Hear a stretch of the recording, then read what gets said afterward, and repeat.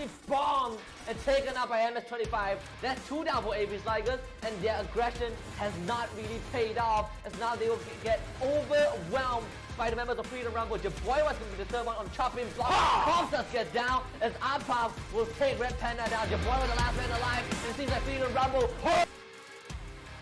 will be forfeited for sure. Shaw's trying to help out, but this is going to run into 3 different crosshairs. Run, my boy. Not good for Shaw. They're going to try and gun them down. In fact, they will. Shaw's down. MS-25 picks him up, and now MS-25 pushes on forward. XL with the third one, and Shot will be eliminated. Catch up to Geek Fam. Can they do it? They got one down. Cause at the window. They're rushing in. They're gonna take out Cobb. Dress goes for a rotation, but he takes himself out. Cobb's down. This is it. AKO. Not gonna make it. Back international. They haven't seen him yet, but now they do. Mr. D trying to survive this one versus 2. Turns the rock. Oh, wow! Takes out both. The old barrel explosion. As well as Hazik, but we've seen this duo move in, and Duweezy gets eliminated, and Balore goes in for the Black Cobra, and it looks like the Blacklist International are gonna be on a handicap as well. But Divinity, look at them, trapped all there in that hut, all alone. They have got their friends in there for the support, and even Geek Fam can't take them out just yet. Whiteface knocked down by the play zone, but they are still going in here for the final battle. Hafiz! But he doesn't get taken down. Ladies and gentlemen, boys and girls, Hazik goes in here for the wipe. Divinity still standing up. Guns are on the knock right now. Husky Pandemonium. Geek Fam on a roll. They might just get this. His views is already out. Divinity not gonna survive. Batman is still there. Geek Fam with 2 men left. The right fast group. NY Blacklist International about to get eliminated as Geek Fam continues to survive. The Kings have returned. And Geek Fam nails their first booyah of the grand.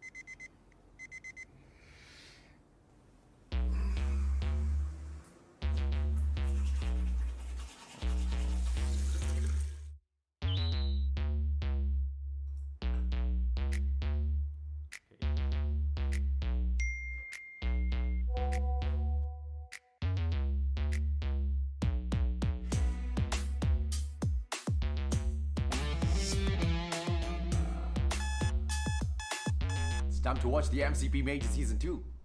Let's go! That's 2 down for AB Tigers, and their aggression has not really paid off, as now they will get Focus gets down, as Arpa good for shots. They're gonna try and gun them. This is it! AKO! Not gonna be! Oh, wow! Takes out both! Geek Fam continues to survive! The Kings have returned! Sign up now for the MCP Majors in-game qualifier.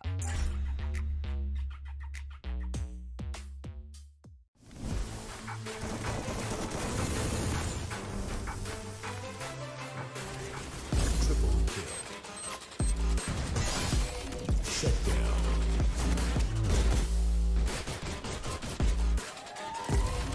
Quadruple kill. Quadruple kill.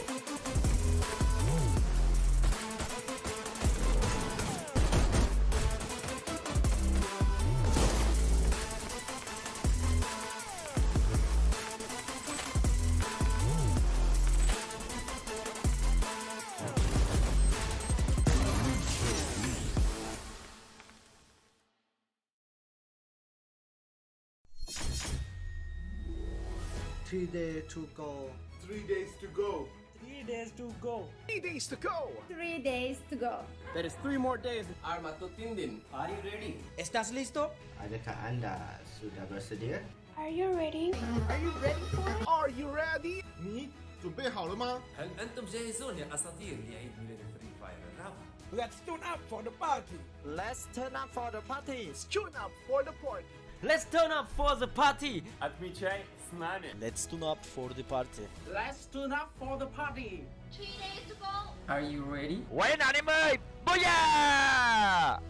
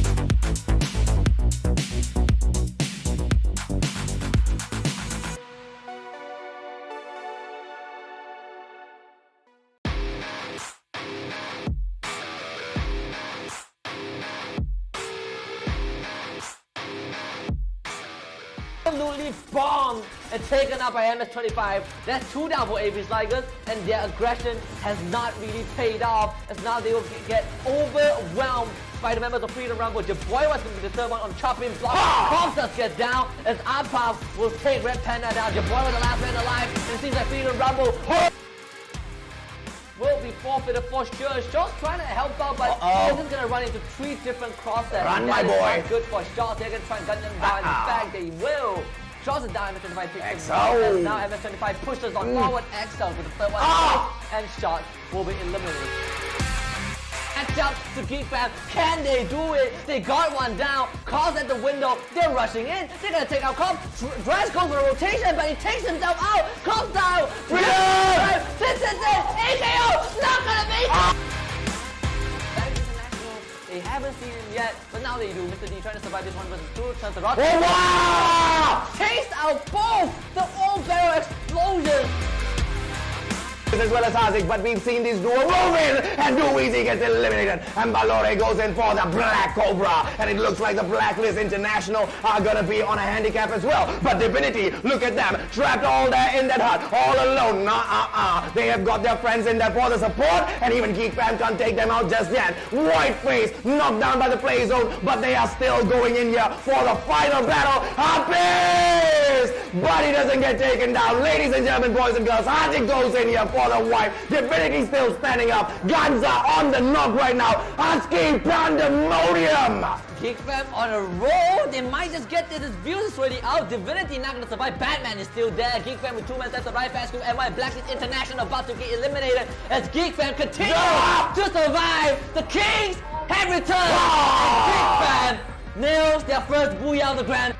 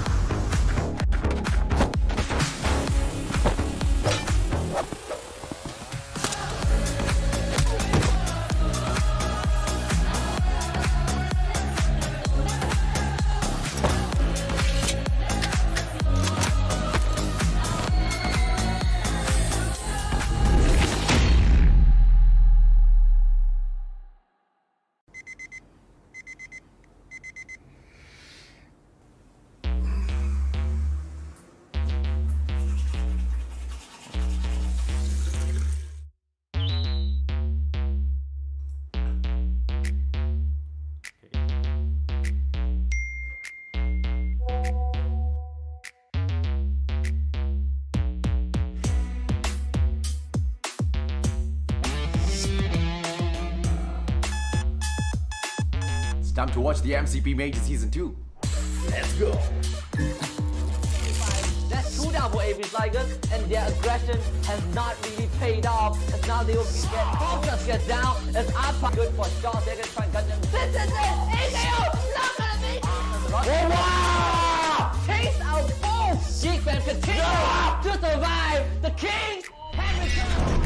Sign up now for the MCP Majors in-game qualifier.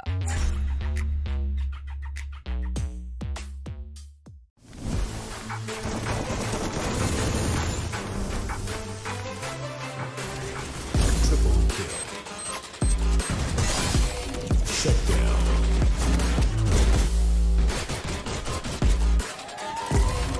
Quadruple kill. Quadruple kill.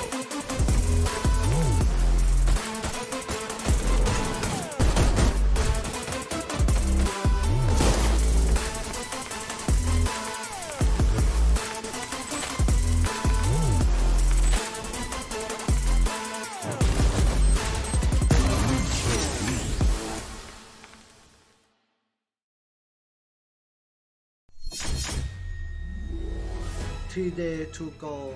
3 days to go. 3 days to go. 3 days to go. 3 days to go. There is 3 more days. Arma tu Tindin. Are you ready? ¿Estás listo? Adakah anda sudah bersedia? Are you ready? Are you ready? 你准备好了吗？ هل أنتم جاهزون يا أساطير لعيد ميلاد الفري فاير الرابع؟ Let's tune up for the party. Let's turn up for the party. Tune up for the party. Let's turn up for the party. Let's tune up for the party. Let's tune up for the party. 3 days to go. Are you ready? Quay anh em ơi. Booyah!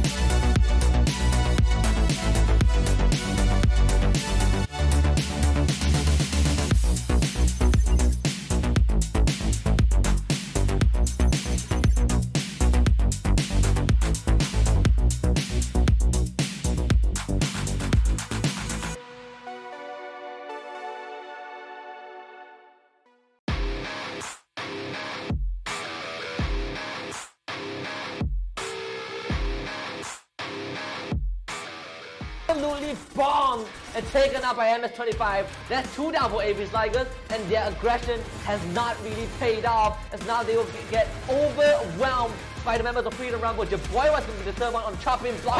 Comstas get down as Arpav will take Red Panda down. Your boy was the last man alive, and it seems like Freedom Rumble will be forfeited for sure. Shaw's trying to help out, but he's just gonna run into 3 different crosshairs. Run, my That is boy. not good for Shaw. They're gonna try and gun them down. In fact, they will. Shaw's a down. MS-25 picks him up, and now MS-25 pushes on forward. XL with the third one, and Shot will be eliminated. Catch up to Geek Fam. Can they do it? They got one down. Calls at the window. They're rushing in. They're gonna take out Cobb. Dress goes for a rotation, but he takes himself out. Cobb's down. Sits in. AKO. Not gonna make it. Back to International. They haven't seen him yet, but now they do. Mr. D trying to survive this 1v2. Turns the rock. Oh, wow! Takes out both. The all-barrel explosion.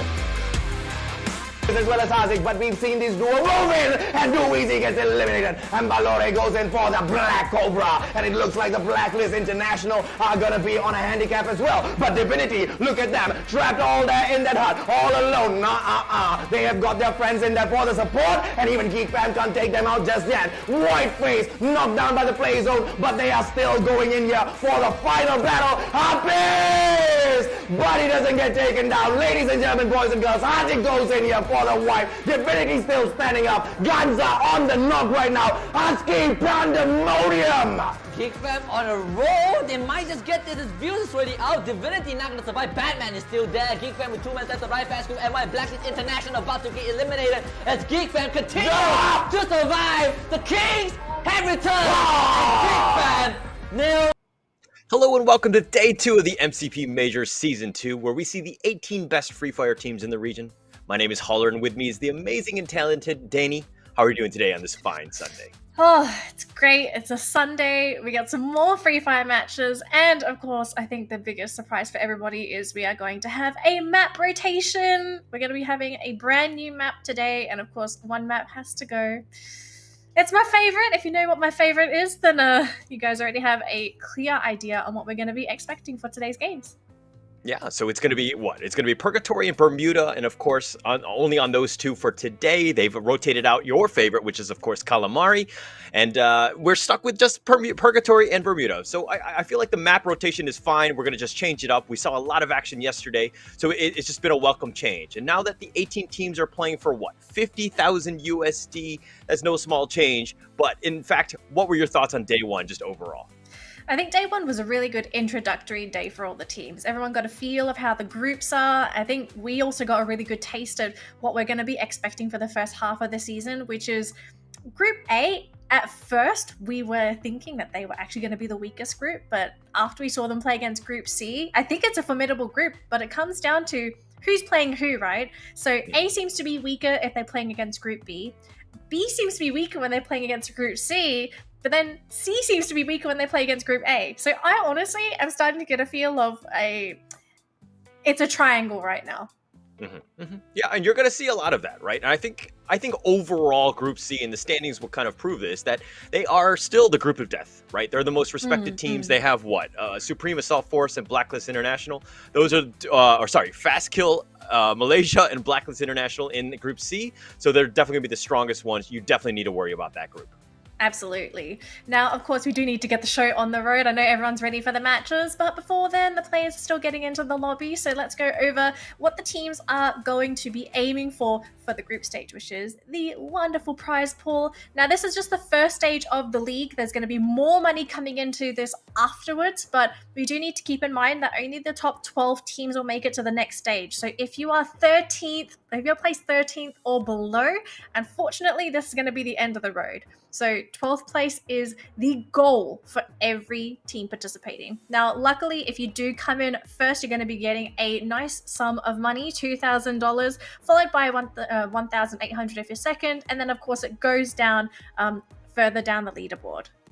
Yeah, but again, you said it in the sense you need to be top 12, right? If you're not in top 12, you're going home, right? And they're going to give you some cash just to get yourself out the door. Maybe it's your bus money or taxi money just to go home. But at the end of the day, all these teams are looking to play in the grand finals. And there's going to be way more money involved in that one. That's where the most of the money is. So you got to just make sure that you're just strong enough. You save your strats and make sure that you survive this somewhat destroyer of like a league, because it's just so many good teams. But here's what we're talking about. The final stage. First place is 15,000 and it goes all the way down to 400 USD. You got to make sure that you get to play in this grand finale, but then, top 3 is where the money's at.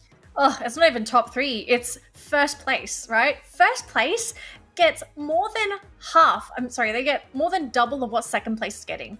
Right? So you want that lion's share first place, but to get there, you've got to make it to top 12 over the course of the group stage. And something that a lot of people don't seem to realize when we play these league stages is that even though some teams do fantastic over the course of a group stage, when it comes to the final stage, it's a completely different story because everything is only played in one day, whereas some teams are actually much stronger when they're playing over a longer period of time. But these days are going to prepare you for this group stage, or this final stage, that is, because you're going to have that access of you're playing against 12 other teams. The maps are going to be there, and you're going to see a lot of tendencies from the other teams in terms of how they play. So the strategy in mind, keeping it there. But I think that at the end of the day, if you can fire your shots, get those kills, that's going to be all you really need to do.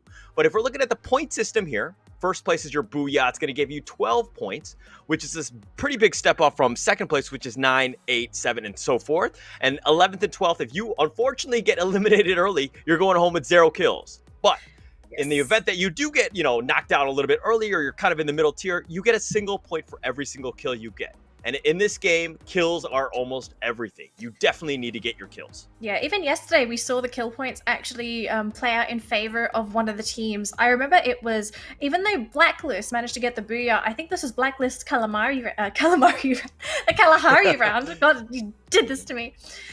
Even though Blacklist won and got the booyah, they only had 5 kills. I do not remember who it was that got second, but the second place team, even though they only got 9 points, they managed to finish above Blacklist because they had 9 kills on top of that compared to Blacklist's 5 kills. So you can tell, even though you get the booyah, you've still got to get those points and you cannot play passively. Yeah, you definitely can't play passively, and I don't think you really can, especially with Purgatory and Bermuda. Yes. That's on tap for today. It's going to be day 2. You're going to see this. We're going to alternate Purgatory, Bermuda, and it's going to be Group A versus Group B to start things off, and we're going to see fireworks from minute 1. Absolutely. And something I like about having the Purgatory Bermuda combination is the maps play rather similarly. They're very flat. You don't really get too many hills compared to Kalahari, for example. But I'm not sure if this is just a tendency for the games that I seem to watch, but Purgatory loves to have those final circles over the riverbed, and that causes a lot of issues for teams because they have to have not only luck on their side, but they also need to have the foresight and to think, okay, if this circle ends up going into the water, how do we approach this? And a lot of teams seem to struggle with this mindset. Yeah, it's going to be difficult, right? And so sometimes this lady luck is on your side, sometimes it's not. But if we're looking at what we saw from day 1, right, most of the teams and the top 10 teams, all of these have the most amount of kills, right? I think the average number of kills that you want is about 14. That's like the average. Anything above that, and you're having an above average day. So that's what your target should be going into day 2, making sure that you're about 14 kills. So placement, luck, with lucks with the circle, sometimes that's going to happen, but sometimes you're unlucky. But at the end of the day, if you can hit your shots and you get that magic number of 14, you're going to be above average. Absolutely. Now, of course, we're going to be moving on to our qualified teams. For anyone that didn't come to the stream yesterday, these are our groups. And I think the general consensus for the panel, I think we all agree that Group C so far, terrifying group. Yeah, it's a very scared team. Fast Kill, I mean, they had a little bit of an up and down day, but they ended up in what, 3rd place? So Fast Kill really proven to be one of those strong teams. They ended up getting a booyah. Mind you, 6 different teams, there were 6 different booyahs. Not a single team got 2 booyahs or above. Yeah. Crazy day for day 1. Yeah, I think at this rate, we just have to wonder who's going to be the first team to start getting those 2 booyahs within a week, right? Like, so far, it's only been 1, but I think at some point someone's going to break that record. I believe last season we even had a team get 3 booyahs in 1 day. So the possibility is there, but you've got to be really on form. And I don't think that's possible if Group C is playing, because we have to be realistic. We saw 4 X-Men play out of their minds yesterday. We saw Blacklist International also being able to pull out some clutch plays. And I really think Fast Kill, I'm not sure if they'll be able to get the booyah, but they have a very good consistency record so far. And then let's not forget, we have Woos, who can be a dark horse in that group. Yeah, in Group C, I mean, if you're looking at it, you said the teams, 4X-Men, Fast Kill, Woos, and Blacklist. All of these teams, they ended up getting a booyah themselves, right? So this is the team that you need to be careful about. You got to figure it out. I don't know how they're going to get by in day 2. Yeah. I mean, everybody in Group C has a target on their back, pretty much. Absolutely. Whereas, like, if we take a look at the other groups, it's a little different. So Group A, I feel like the only team you're really watching out for here is actually Do Easy. There can be a couple of surprise moments. We saw Tactical Intex also being a pretty big factor in those matches. And then if we take a look at Groups B, you've got AKO, you've got Freedom Rumble, who, I mean, Freedom Rumble, they're a little bit of a shaky team, but I feel that this is a team, once they get the ball rolling, terrifying to go up against, especially with their really strong early game. Yeah, and they're going to do that. But, I mean, you talk about Do Easy, and they had a disastrous day 1. I mean, you got to wait. Yeah. I know this is a team that's going to come back. Last season, they bombed during the first half, but then afterwards they had that comeback. I know this is going to happen again. You just wait. Okay. So what is it that they're going to do? Like, how, you know what I mean? Why don't they make that change a little bit earlier in the season? Why do we need to wait for the second half of the season for them to do well? So for some of these teams, it almost feels like they need to feel the competition before they really start to pick up their play style. So in terms of Dewey's, they've been getting knocked out really early. And a lot of it comes down to them actually losing their fragger really early. So I feel like if they can patch that issue up and not lose that fragger so quickly, Do Easy is actually going to have a better of time moving on and actually attempting to get some of these booyahs. But until then, I think they're just going to be not really too much of a factor. For who knows though, they could surprise today. Maybe yesterday was a little bit of a fluke. We've seen teams in Season 1. I think a great example was Geek Fam. I think they bombed out in weeks 1 or 2. They just played absolutely terribly and people thought, wait, this was a horrible team. And then all of a sudden they just decided to come back. So who knows? Maybe they didn't have coffee yesterday. Yeah, maybe it's the monster drink that they need or whatever it is. But I like your positivity. I like the fact that you're kind of giving them hope, and you're all about the underdog going into this one. And I mean, it was just day 1. We don't need to like overreact or anything like that. We have a long way to go. There are 11 more days that we're gonna have for this league, so there's plenty of time to see growth and these teams really get better and really make the push for that grand final. Yep. So I'm really looking forward to seeing today's matches. So we're starting on Purgatory, right? Yep. Okay, so basically everyone's going to be stepping onto new ground, new territory. And I'm kind of wondering how things are going to change up on Purgatory, because I know Purgatory as a map, it's not as fast-paced as Bermuda, right? Bermuda is super fast-paced. You get action from the get-go. Teams are dropping in together when it comes to looting paths. So is Purgatory going to be any different? Is it going to be slower? How do the teams approach this? Because it's the first time everyone's going to play with each other on this map. And here are the teams to watch. We know that they're going to be 1, 2, and 3. Supreme Assault Forces, they're top of the standings right now with 63 points. Blacklisted International is in second with 61, and Fast Kill Malaysia really picked it up, and they've got 53, and they're definitely within arm's reach of those top 2 teams. This is, again, a team you need to watch out for. They are a never say die team, and they're going to be going in hot and heavy. Yeah, these guys, they've got a lot of players on their rosters that are so well known in the community. I think everyone knows Blacklist. If you don't know Blacklist, you must be new to Free Fire esports, but welcome aboard, guys, if you are not very familiar with their names. Fast Kill MY, if you didn't see the games yesterday, you're going to become fans really quickly, because these guys, the consistency is there, and they are so terrifying in that late game. They're just able to hit their shots. I mean, their like, aim is deadly. Deadly. And I mean, that's what you need, right? They had 24 kills. I mean, this is a team that you do need to, it's even when they were kind of in the 5th or 6th standings on some of the rounds and they didn't have the greatest ones, at the end of the day, they got a lot of kills, right? Yeah. And so it's all about kills in this game, making sure you get that as you're going in, because those really start to rack up. Absolutely. I mean, if you didn't catch the highlight yesterday with Shark, yes, they didn't get the booyah for that round, but that guy just smelled blood in the water. He saw the bodies on the ground. He was like, cha-ching, boom, boom, boom, boom, boom. And so many kills. If they got the booyah for that round, I think that just would have been the cherry on top. But you can see how bloodthirsty these teams are, and how some of these teams value kills over placement points, right? Like what Shark did benefited the team so much more, because hey, maybe you didn't get those extra 3 points from the booyah, but all those kills made up for it so much. Yeah, it's all about the kills. But you know what will help you get your kills, and that is of course going to be with skins, right? If we're giving away fiery M10 14 boxes, there's going to be throughout, so please do stay tuned for the stream. We're going to be flashing a code. It's not going to happen right away, but you're only able to redeem that during the timing of the stream. So right when I think we're done at about 5 p.m. So that's just going to be a rough timing. So make sure that you do redeem it. It is not a first come, first serve, and everybody can redeem it. So do stay tuned, be eagle-eyed, and try to find that code when it does pop up. Yeah, sharing is caring. Make sure you share it with the community, okay? No reason to hog. We've got plenty for everybody. Everyone can claim it at least once. So don't forget to come back and check out for the code. And if not, ask your fellow survivors in the chat. Maybe they'll give you a helping hand. Right, guys? Hopefully everyone's nice enough in chat. I've actually seen that, right? Yeah. I saw that on YouTube and some of the comments. People were just like, what's the code? What's the code? What code?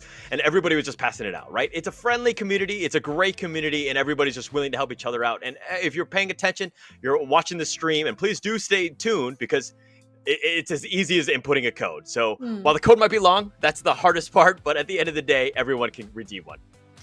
All right, so moving on, we are going to be jumping into our match very soon with our casters. But before then, should we maybe throw out some of our predictions for the first game that we're going to be seeing? It's going to be A versus B on Purgatory. Now, we have no data outside of what we saw yesterday, but Hula, I want to hear your thoughts. Who do you feel like is actually going to take the game for our first map?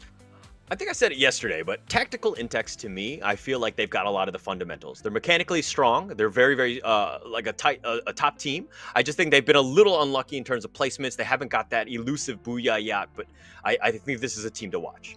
All right, so we've got Tactical Index. Now we also need to remember SAF dominated groups A and B yesterday. So I'm leaning towards SAF, knowing that I'm now on their shoulders. They're probably going to collapse because my predictions are a little bit heavy. So, so we're going to hear what the casters have to say. Now, unfortunately, AJ isn't here, but we do have the wonderful Neptune joining us, and of course, with our beautiful Beef Mommy. Take it away, casters.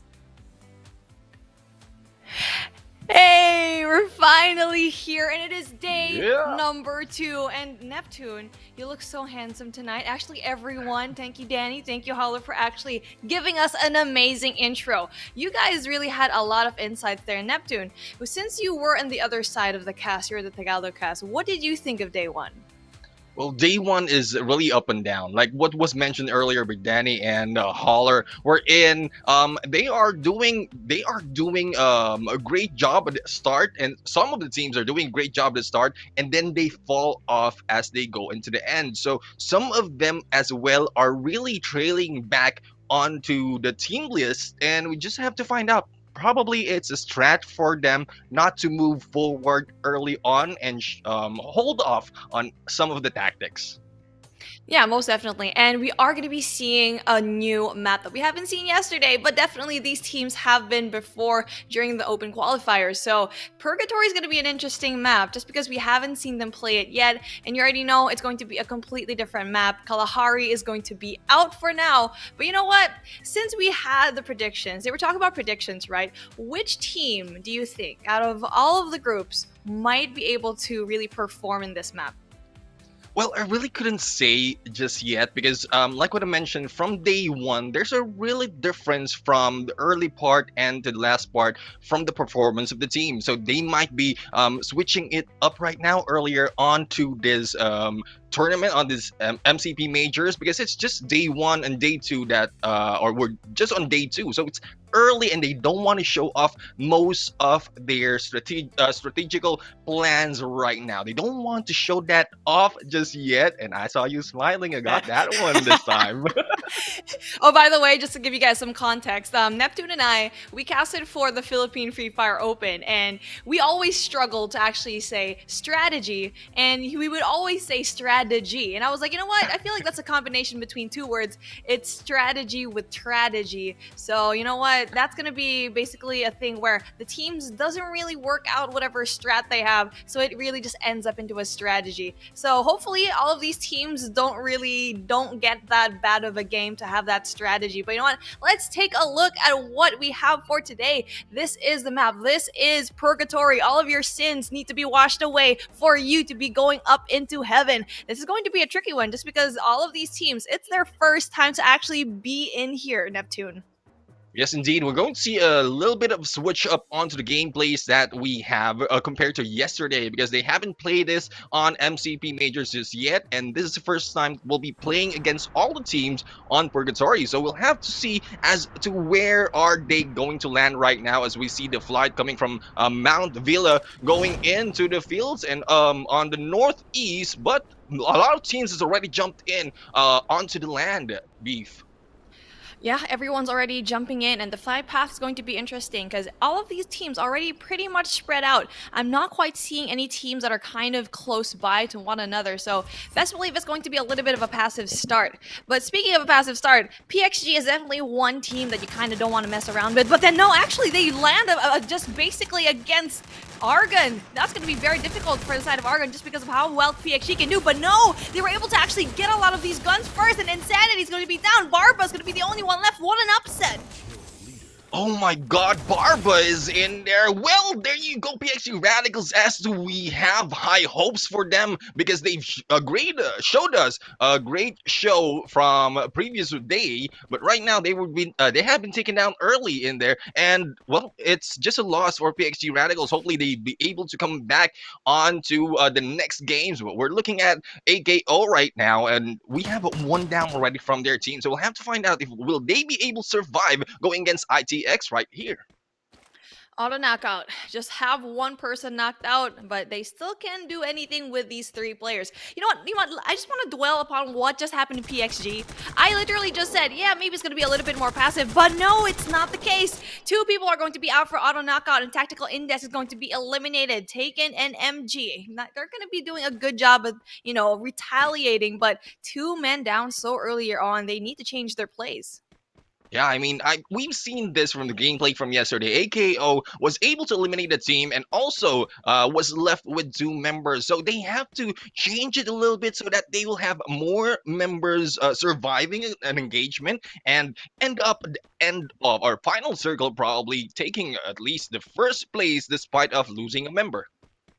Yeah, despite losing 1 member, we already saw such greatness already. And a lot of these teams, it doesn't really matter. You just have to change up your strategy because if you are going to be down 1 person, you just can't be as aggressive. We saw a while ago, though, Fast Kill MY, they were down 1 person early on in the game, but that didn't really matter. They were able to even get the second. And honestly, Shark with popping off, it's just how many kills already? It was like multi-kills after multi-kills, really just hanging back and picking up every single kill like a vulture from the other teams. And now, another team that's going to be very impressive here. But you know what? Something that's really impressive with SAF is that Purgatory is actually their weakest map out of all the 3. So I'm really interested to see how they're going to be performing here. Yeah, I mean, we've seen them play Purgatory from the Philippine Open, and right now I think they made already those adjustments that they need to do, especially to survive, because this is a different team that they are fighting against, and we'll have to find out, did they learn from their mistake from that engagement, from those engagement, and carry it over on MCP Majors. But right now we're looking at the map, and like what Beef mentioned earlier, apart from those who has eliminated early, the teams are still spread out in here, and in a few seconds we might see them get closer to each other the moment that the circle is shown. And there you go, the circle has been shown going in onto the northeast of the map.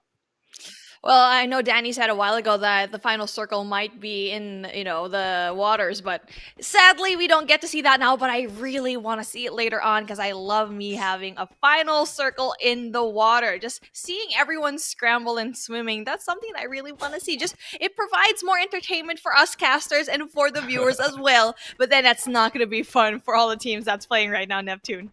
Yeah, I mean, it's entertaining because you try or you look for a way, you think of a way for them. How are they going to survive this? Having a water in front of them, or having them apart with waters like what we've talked about from the previous matches that we've seen. But right now, we'll have to find out how will this work. We have in here Purgatory, wherein this time they will be landing on the next circle with all those lands and covers. Yeah, you need to really just get that cover, and it's going to be difficult because you only have 3 players right now. Oh no, Do Easy is going to have a really hard time. Do Hard, maybe, but you know what? With the right strategy, Do Easy might have an easier time, but they need to play it right. They need to play it passively, and it just seems like they are doing so. Then they need to stock up with all of their weapons because it seems like they're a little bit lacking on that end. They need to go in there, play a little bit passively, and if they have to engage, then maybe they can do so, but they need to get that cover. They're not going to be having that though, but then luckily for them, no one's going to be a little bit near them. Again, I really want to talk about Neptune. What happened to PXG? It's like they came into the competition so hot, especially with that first Booyah yesterday. They opened up the crowd so well in Bermuda, but now it just doesn't seem the case here in Purgatory. They went 6 feet underground. Yeah, I mean, we know PXG that they go all in every time they have a team against them. Even in early engagement, the moment they got gone, they just go in and push. But I think this rest that they have before the MCP majors, they did a little bit of thinking as to how to play it off on this MCP majors, and we've seen them. They are great on close engagement, but unfortunately this time I think they were hesitating to go in for the aggressiveness on the early part of the game, and they just lost it at that point. Yeah, actually, you know what? They went overly aggressive. They dropped into a place where they knew there was going to be another team, where they could have just went into another area and looted. But then, unfortunately for them, Argon just went there a little bit too early. But then another engagement is going to be coming up here. The Freedom Rumble not going to be able to go inside though, so they're going to have to go in for those grenade plays to really just get rid of Do Easy. They might have an easier time though, just because Do Easy is having that one person down, so they do have the man advantage. Yes, indeed, and this will be a 3v4 battle as Duisi has lost one of their members just to start of the game. But we mentioned earlier that Duisi might be doing a different tactic right here, being a little bit of passive. So if they will have a chance, they might be just running away if they will not be pushed. But I think it will be a different story as Freedom Rumble right now is just rushing them in, looking for a way to find them, and they are going away. Duisi right now, if I'm not mistaken, they are running and trying to disengage from this battle. I don't think they're running away. They're stuck inside that building right beside him. And they're going to be, actually, I'm not quite sure if they're separated. No, they're actually going to be staying there. We're going to see Freedom Rumble, though. They're going to be slaying it out. They really want those kills. And especially from yesterday, they'd been doing good, but not enough for them to actually get to the top. From what I believe, the fact that they were at the middle of the pack and Freedom Rumble was basically 8th place, right? So they did such a good job in the beginning, but just struggled in those late games. And this is the type of team where you kind of need to look at them in the earlier games, but they need to change their strategy once they get into the late circle. Yes, indeed. I mean, there will be a change of strategy right now. And, well, Do Easy, as we mentioned earlier, or as we talked about previously, normally when you lose a member, your tactics change. And having lost already one before the game starts, I think they're going in for the defensive. But right now, we have Argon right now going in here against XBR. XBR's just stuck in here on this area, on this tower, and the rest of the teams are just jumping in, and a grenade will be thrown right here, but just in time the glue wall will be put up just to prevent them from being hit. But one has been taken out.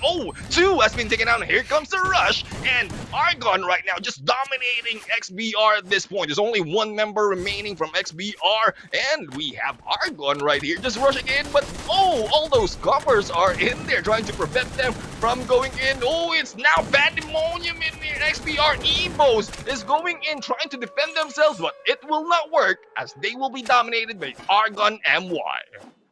Cannot take it, and they just stay there, just a bunch of mice in a cheese trap. And basically the cats are going to be Argon. They've been doing so well. They eliminated 2 squads already. PXG and XBR are going to be saying bye-bye, and oh my goodness, this is a completely different team that we saw yesterday. Argon was struggling. They were at the bottom of the pack, but then it seems like they were able to kind of pull through. They are 18th place. They only had a total of 3 points from yesterday, and now Purgatory seems to be like their map. This is their hometown, and that's going to be impressive because we keep saying yesterday that you don't want to go into those towers bunched up like a squad. Just it takes 1 or 2 grenades for your whole squad to be wiped out, and I don't even know why they were there in the first place because there's so much space already for them to move around, but sadly they just stayed there.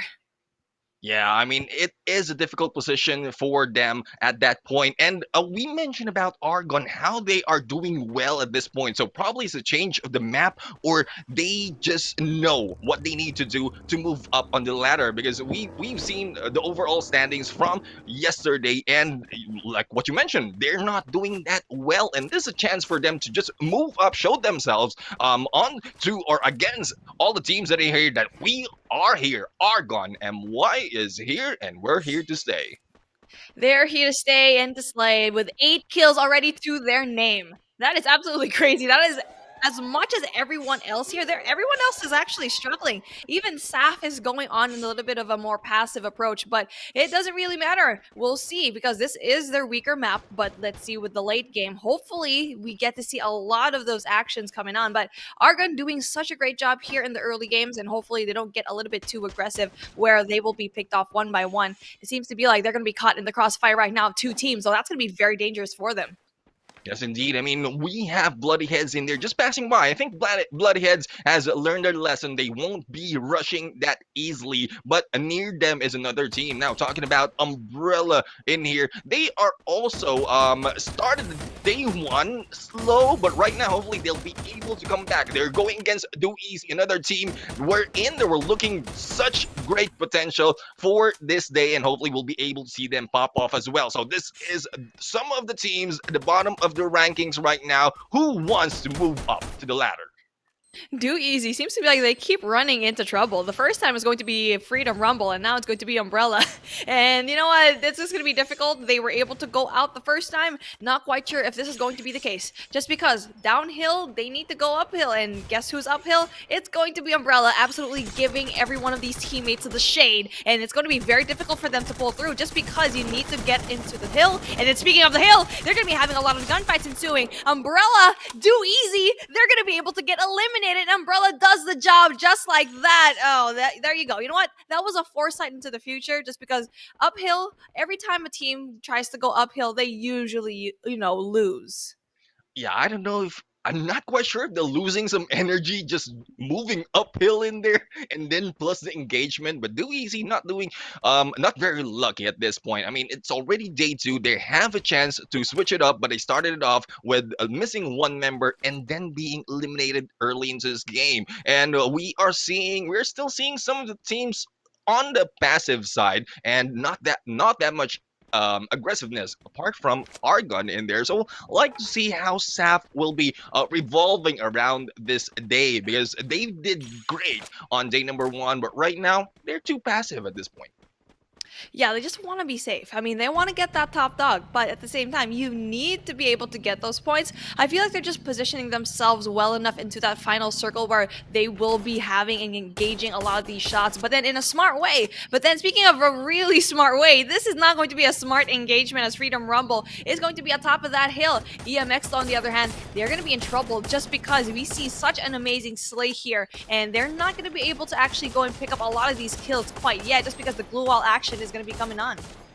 Yes, indeed. I mean, what a hit by Cobbs in there, and that's a Kobe from Cobbs in there, taking one from EMX. Enigma's in there, already losing a few of their members, and they are stuck on that corner. Shots after shots after shots are coming from Freedom Rumble, and Seth Squad will be taken down as well on the other part of the map, going against Argon once again, going in as the leader. Now we have EMX, only one Vito, the only guy who's always surviving EMX at this point. The question is, will they be able to get away from this engagement? It's very possible that they can do so, just because we see here Freedom Rumble is going to be disengaging. That's going to be smart for them, because they're taking a lot of shots as well, so they're not going down without a fight. So speaking of going down without a fight, Saf finally popped off, finally getting that kill, and it's going to be dangerous right now for Freedom Rumble, just because we see here they're getting shots from behind and up front, so that's going to be very dangerous. I feel like Enigmax can actually get that comeback if they can. Yeah, I mean, if they move forward against Freedom Rumble, and while Saf is going for them, yeah, they might get a little bit of kills in there, but 2 members left from Freedom Rumble right here. Ren right now trying to go against Damon, but Damon with a double vector going in for the push, and now it is 1 left, but no, Freedom Rumble will be going down from the hands of Saf. Saf is finally awake, and the Giant is stepping on its foes. The David, they're basically going to be running away right now. The Goliaths, as this team, especially with Argon on the other side, already taking out Akko. It's not going to be very easy. Auto knockout is not going to be able to push through. And there's only one team which is going to be in that center of this little map here. Bloody Head seem to be like the RNG gods is going to be on their side when everyone else needs to go in for the push. They're going to be there waiting. But hopefully Bloody Heads, they've been having a really rough start, especially from yesterday's matchup. I know they're going to be in that top 15 spot, but it doesn't really matter because we saw Argon absolutely popping off. Yeah, I mean, they're top of the leaderboards right here, and they are going straight ahead against Bloody Heads. While Bloody Heads are shooting back. Now, here we go. We have Martin here on our sides, and they're just on the center of everyone, and I think they learned their lesson. They don't want to be taken out, especially if they're not confident to go in for the engagement, early on engagement. So they are going in for the placement, and we have Umbrella right here. No, we have a Morgana right here trying to go in on those picks, and this is their chance. They are getting those kills already, and just waiting and gatekeeping anyone is going into the circle. You see EMX just hit a person from Umbrella going out of the zone. He basically just flew in. Morgana just got the pick like a vulture up in the sky. And here we go. Speaking of Morgana, big kills. Takes out Enigmax finally. And there's going to be 4 squads left here in the mix as we are going into our final circles into the 6th. And it's going to be 27 seconds left as the circle is going to be closing in. And it's going to be game time right now for Morgana, as she is actually going to be one of the more essential players, especially going into the late game. And we know Morgana. Morgana is an aggressive type. He always goes in first for the team. But right now, I think Morgana is backing off, knowing that there's 2 members in there from Umbrella, and he needs some help from the rest of the teams in here who's just recovering from those battles from all sides. I mean, they are being shot right now from different sides right here, not just from Umbrella, but also from Argon as well as Saf, who might be going in there as in a few moments. That was a very smart play from Morgana, knowing very well didn't want to engage. But then, speaking of, Argon's going to be eliminated. Saf is actually going to be able to eliminate the top dog, but then a lot of kills. And this is what we're seeing with Saf doing such an amazing game at the very late stages with 9 kills already to their name. And then just like that, they're going to be closing in. Just one by one, Bloody Heads is going to have to go down the hill going up against a team like Saf. 2 more teams here. It's going to be Bloody Heads versus Saf. And Bloody Heads is going to be one of those top tier teams that can actually go in for the killing spree. Yes, indeed. I mean, we have to see this because Bloody Heads is not doing great from previously, but right now they are doing good, and they are against the top dogs of this MCP Majors. Now, Saf right now is going in for the rush. They don't want to be that passive anymore, and this is the late game. They all buff up, and Bloody Heads will be taking down Saf in there, taking the first booyah of the day. God dang it! Saf did such an amazing job, and yes, they did that on purpose. They positioned themselves so early on, not getting a lot of these kills, no, not being a little bit too aggressive, but this is where you're going to be seeing the Supreme Assault Forces absolutely taking everyone down. Let's go McRory, Toxic, Daymoon, and Forbids doing an absolutely great job at cleaning everyone up and bringing them back into the ground. Yeah, I mean, I think they did their homework already. We mentioned that this is not their map. Purgatory is not their map. And they did their homework, and they were able to take the first booyah of this game, and they did great. Passiveness, and then a little bit of aggressive mid-game, and then they go in for a full aggression on the final part. Yeah, absolutely. And you know what? This is what I like to see for a team. The fact that Purgatory was their weakest link, they only had like around 4.5 average kills for that map. And now they have like how many? I wasn't able to actually see the tally, but from the last time I saw it was 9. So it was probably double digits already by then. Let's Go absolutely just popped off. Then speaking of popping off, let's take back our lovely host to bring down and just really analyze what happened in our first matchup. Thanks, guys. Hello. Oh, feels good to be back on the panel. Hold on, that was a crazy match. If anything, I have to say, if I wanted to describe it, the game was chaos. But I'm kind of thinking that every game is like chaos, right? I think we saw that a lot. I mean, we saw Argon Malaysia. They had 8 early kills. They seemed to be dominating quite early. I mean, yeah, they had a really big step up from day 1 to day 2. But yeah, that team was kind of getting out of control. What are your thoughts on that one, Beef? Oh, Argon really had a great job in that early game, but honestly kind of expected it. They were going in for the aggression, going in for the kills, but sadly they weren't able to kind of utilize the positioning at the very end where Saf was already planning it out even before. They were basically like 6 steps ahead out of everyone, positioning themselves into that final circle where Argon was just trying to get those kills, slaying it out, and unfortunately not getting the position kills. But you know what? It doesn't really matter. They got so many frags, and I'm hoping that this is enough points for them to climb up the ranks. All right, great. And if we're looking at PXG Radicals, this is a team that was top 4. They were 4th place. Neptune, what are your thoughts on this team getting eliminated 11th? And what do you say to this team? Well, these are PXD Radicals are not the PXD Radicals that we've seen previously. I mean, they are the unorthodox team who goes in for the vehicle gameplay and early engagement kills. But right now, I think they tried to mix it up a little bit and got surprised and weren't expecting that fight early on, and that's where they lost. Now, I want to put the spotlight onto Bloodyhead because I know yesterday it was a really, really tough day for Bloodyhead. Now, they didn't get the booyah, it did get snatched away by SAF, but I'm going to ask Beef this one. What do you think changed for Bloodyhead in this matchup so that they didn't get knocked out so early? That was very unfortunate to see, just because they were there in the circle early enough, and yes, Saf kind of had to maneuver around into that last circle. But Bloody Heads, I think they were just a little bit too passive there. We saw a really good play for Morgana where he basically just disengaged, knowing very well there were two players there. That was good, yes, but when that team was eliminated, and there was only 2 members left, and it was going basically Saf versus Bloody Heads. They went down the hill, basically going towards Saf, and that's basically it. It's just the RNG gods kind of favoring Saf just a little bit, knowing very well that they were already placed there in the circle to begin with. All right, this question's out to Neptune, but SAF, they're pulling away, right? And you happen to be in part of one of the Group C, the Group of Death, and you're a team outside looking in, and you're seeing that SAF is kind of running away with this, at least in the Group A, Group B phase. What are you looking into? Like, strategy-wise, are you looking at where they're dropping? Like, what sort of insights are you getting from just watching this team right now? Yeah, it's basically on how they start the game. Like what we've seen earlier, we saw them as a passive team. They are not really getting into any engagement, despite of hearing any gunshots. They're just waiting it out and probably waiting for the next circle. And like what Beef mentioned, it's more of the positioning that they want to go into and not go into the engagement unless they're very confident. And on the last part, they know that they have their backs onto the zone, and no one will be backstabbing them, so they have a chance to go in against anyone in front of them, and thus being able to eliminate most of those teams. All right, I'm going to ask Neptune, then Beef. All right, by the way, let's jump into highlights really quickly. Next map is going to be Bermuda.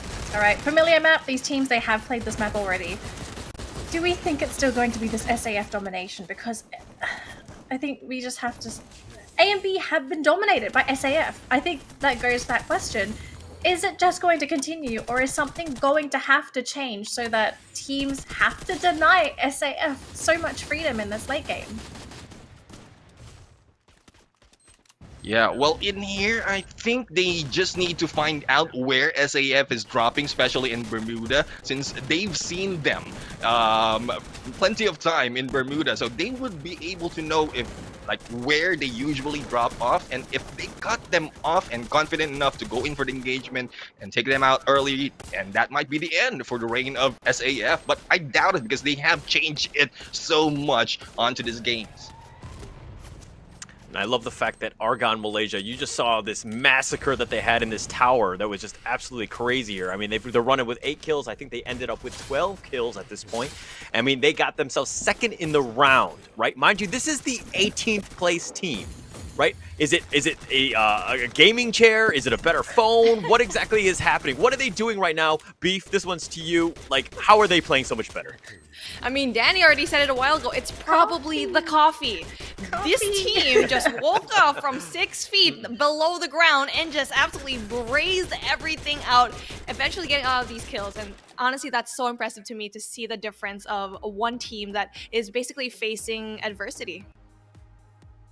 Now, here's the standings for our first game of the day, and SAF, no surprise, these guys ended up their last match with so many kills, but Argon MY finishing 4th, but they had got 12 kills, which lands them in 2nd place, and 19 points is a lot of points to work with, especially if you're in 2nd place. That's almost the equivalent of having an average game but getting a booyah.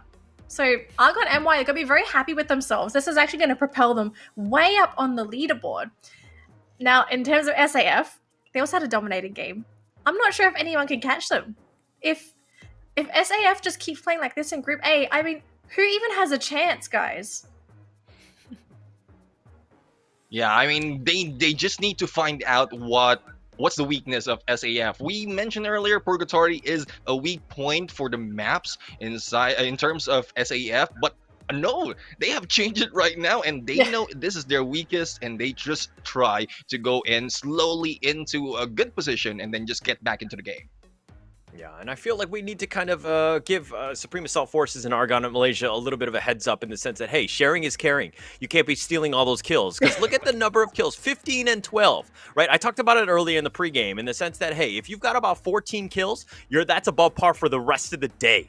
Right? You've already hit that mark at Supreme Assault Forces. Everything above that is gravy, and you're just going to continue to fly up in the Tier 1 area. It's going to be very difficult for any team to go back to the Supreme Assault Forces. And also, I suppose looking at the kills as well, it's also an indicator as to how passive the teams are playing on Purgatory, which I find rather interesting. I was expecting that kind of play style on Kalahari of all maps because firstly, it's huge. Secondly, everyone's playing ultra safe because they don't know where everybody is and they have to worry about all this high ground vision. But why do you feel like teams were so passive on Purgatory? Is it just because it's the first time everyone's encountering their groups in Purgatory, or is there another factor we need to consider here? I'm going to ask Beef because she looks super confident. Yeah. What are you thinking? Go ahead. I was already, getting the words into my head, prepared to just say it. But then, yes, thank you for that. Like, with Argon, I think we didn't really quite see that passive-aggressive nature that we usually see for them. They went in for the aggression. They took out PXG Radicals, and I think that first engagement, I thought it was going to be a little bit more passive. But then after that, after PXG just went out with a surprising exit early on, the first team out, that was definitely something really surprising for me, and basically the birth of the greatness of Argon, and hopefully they get to do the same thing here in Bermuda. Neptune? Yeah, I mean, Argon just really turned it up. And again, we talked about skins just kind of helping, but it looks like we're going to have the first code of the day. And this is the code. It's going to be for Fiery M10 14 boxes. You're just going to get 2 throughout the day. So make sure that you have the code. It's going to be popping up very, very soon. Just input that one in. And then all you need to do is just, when you do get that code, just share it with your friends. Anybody that plays Free Fire can redeem it. It's not a first come, first serve. Anyone can participate in this one. Yeah, don't miss out on the boxes, guys. Stick around. Don't go anywhere. No, I was just trying to make sure that they were paying attention, and they were going to look for the code right now, but it's actually going to be coming a little later. I'm very sure we snapped a couple of heads back to life, and it's like, welcome back to the stream, guys. Alright, so our next map is going to be Bermuda again. Now, I think it's to be expected. We're going to be seeing a lot of action on this map. Do you feel like there are any teams that are going to pop off today, considering that we're seeing some better performances from some of these not so performing teams yesterday? Now let me give this to Beef because she has more insights into the background, especially from previous games. So go ahead, Beef. What do you think?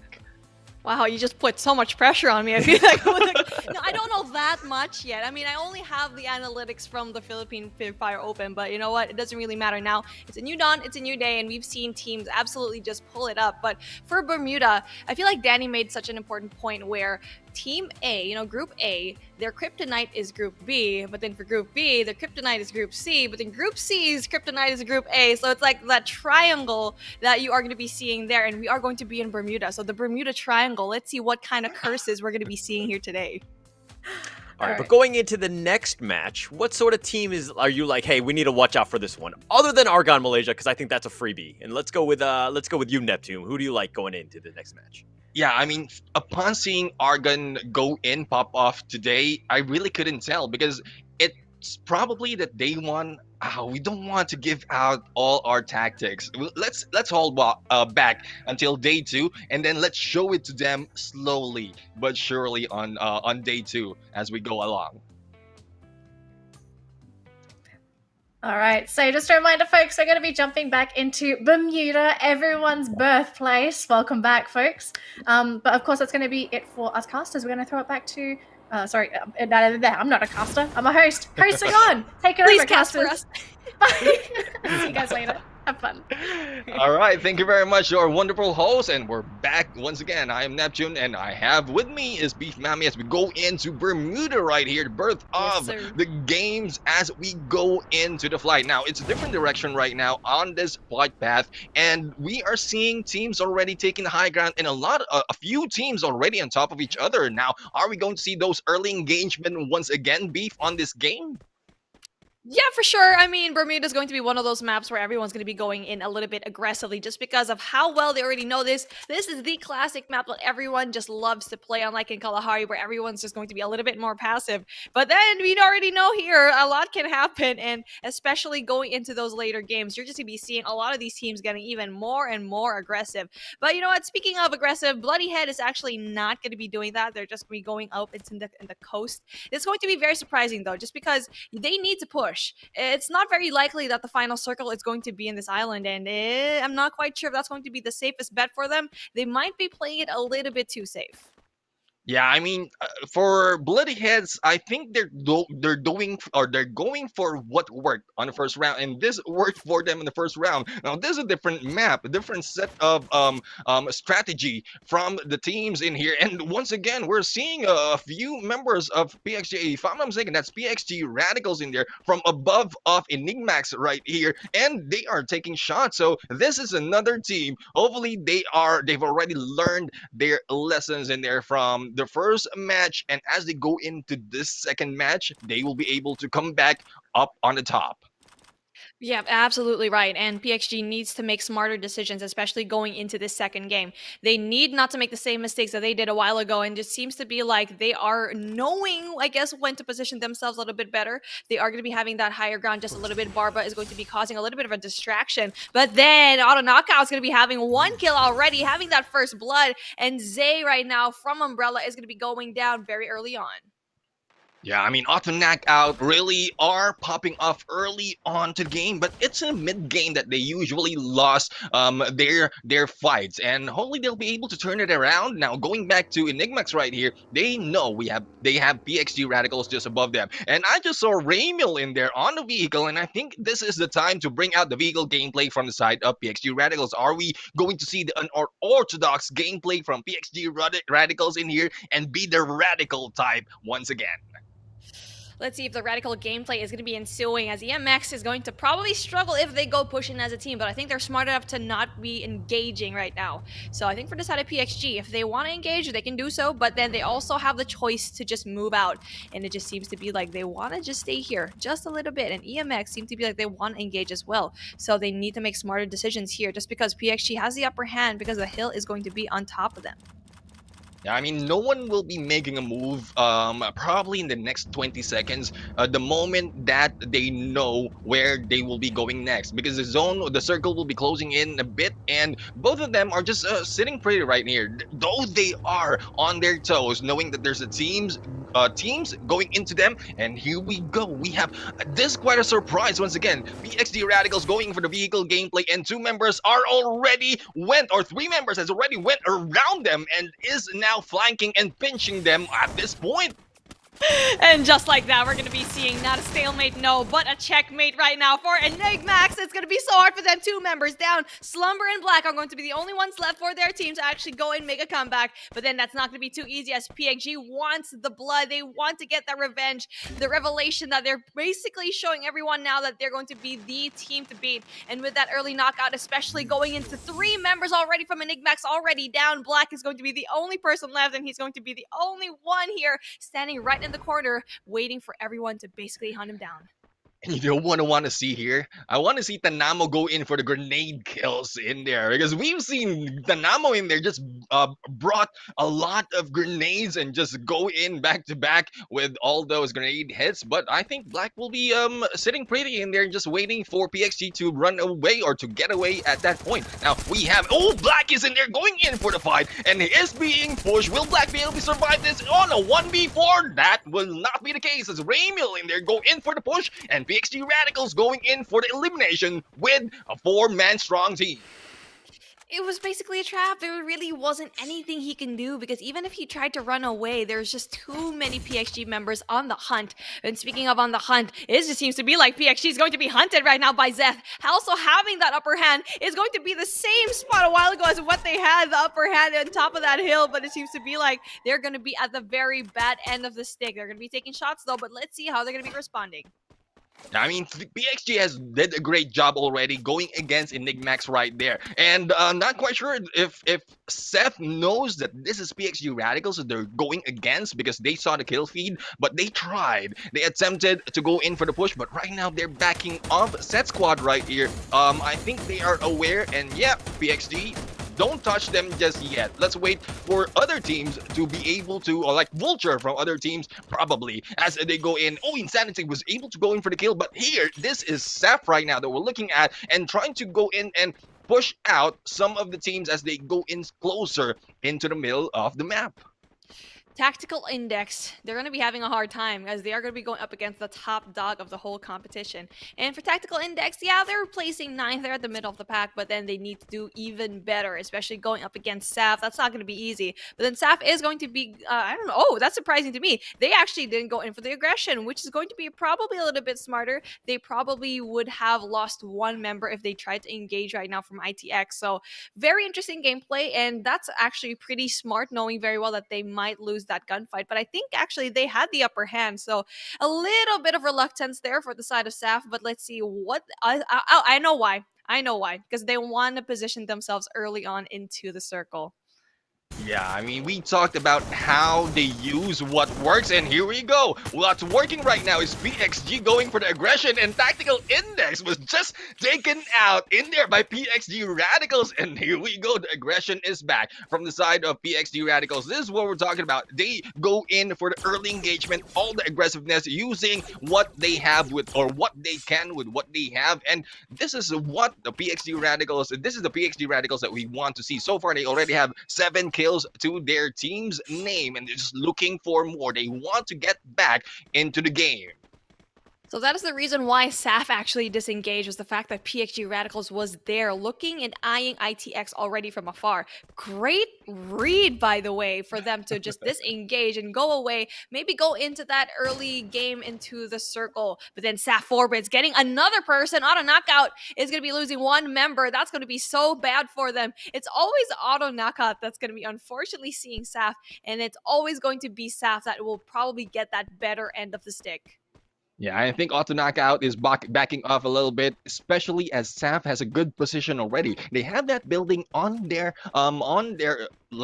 feet right now. The second floor would be a good sniper's position, as well as what we have PXG Radicals right here. So Argon is the next target for PXG Radicals. Now we've seen Argon pop off earlier on match number 1. Now this is both teams who are showing off, trying to get back into the game. Now will Argon be able to do that once again, or will PXG has already awoken and took those much coffee right now to get back into the game, eliminate them early on this match?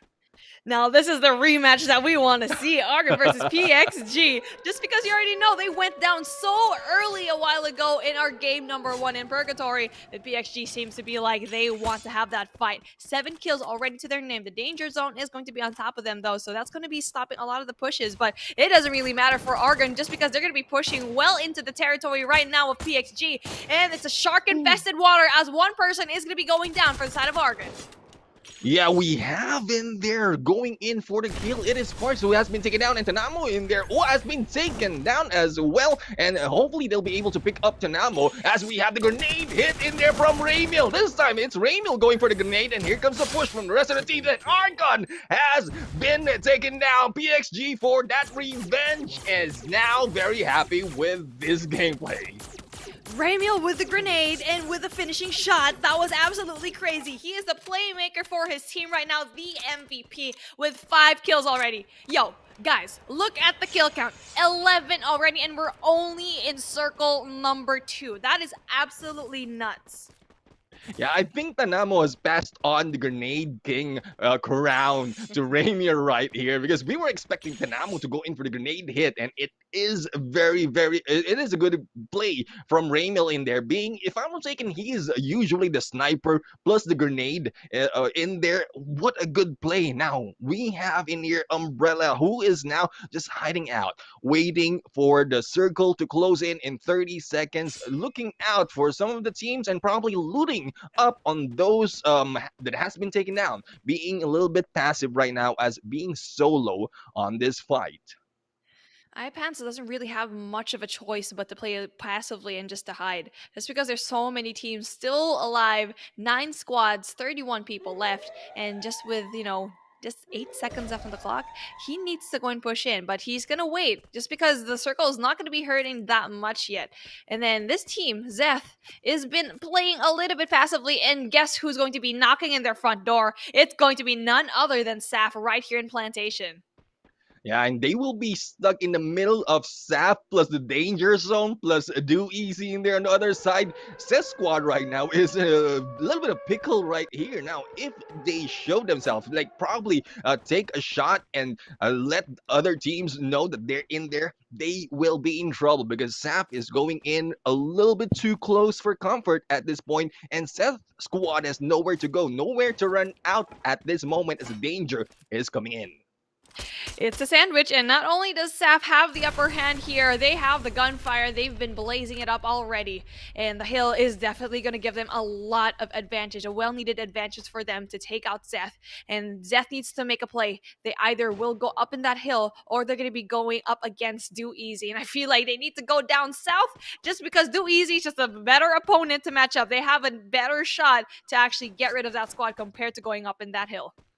Yeah, I mean, this is a chance for Do Easy to prove everyone wrong. Despite of being taken out, this is their chance to go against Seth's squad and probably eliminate that team and then get back into the game. Yeah, they did great on a previous match, but hopefully they'll be doing better on these next matches because Do Easy, as what was mentioned earlier, is one team that needs to be looked out for because they are they did great from the previous tournaments that they went into. But Saf right now, they always go in great and wonderful for every matches that they go against and they go into. And Saf right now won't be letting go of Set Squad at this point.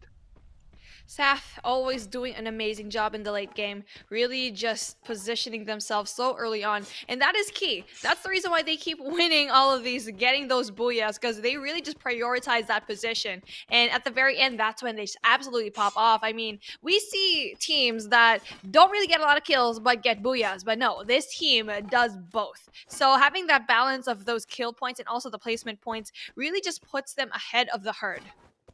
Yeah, I mean, it's more of the flexibility that you can do going passive and aggressive and how fast you can change that, especially when you go into an engagement against another team. Now, we have Autonac out in here as well. Well, they lost one member. Now, they're on their toes right now, and I think they don't want to go into the early engagement. They just want to go into good position right here. The moment that the circle closes, they will have sights of who's coming in and probably pick up from them or eliminating a squad and then end up on the final 3.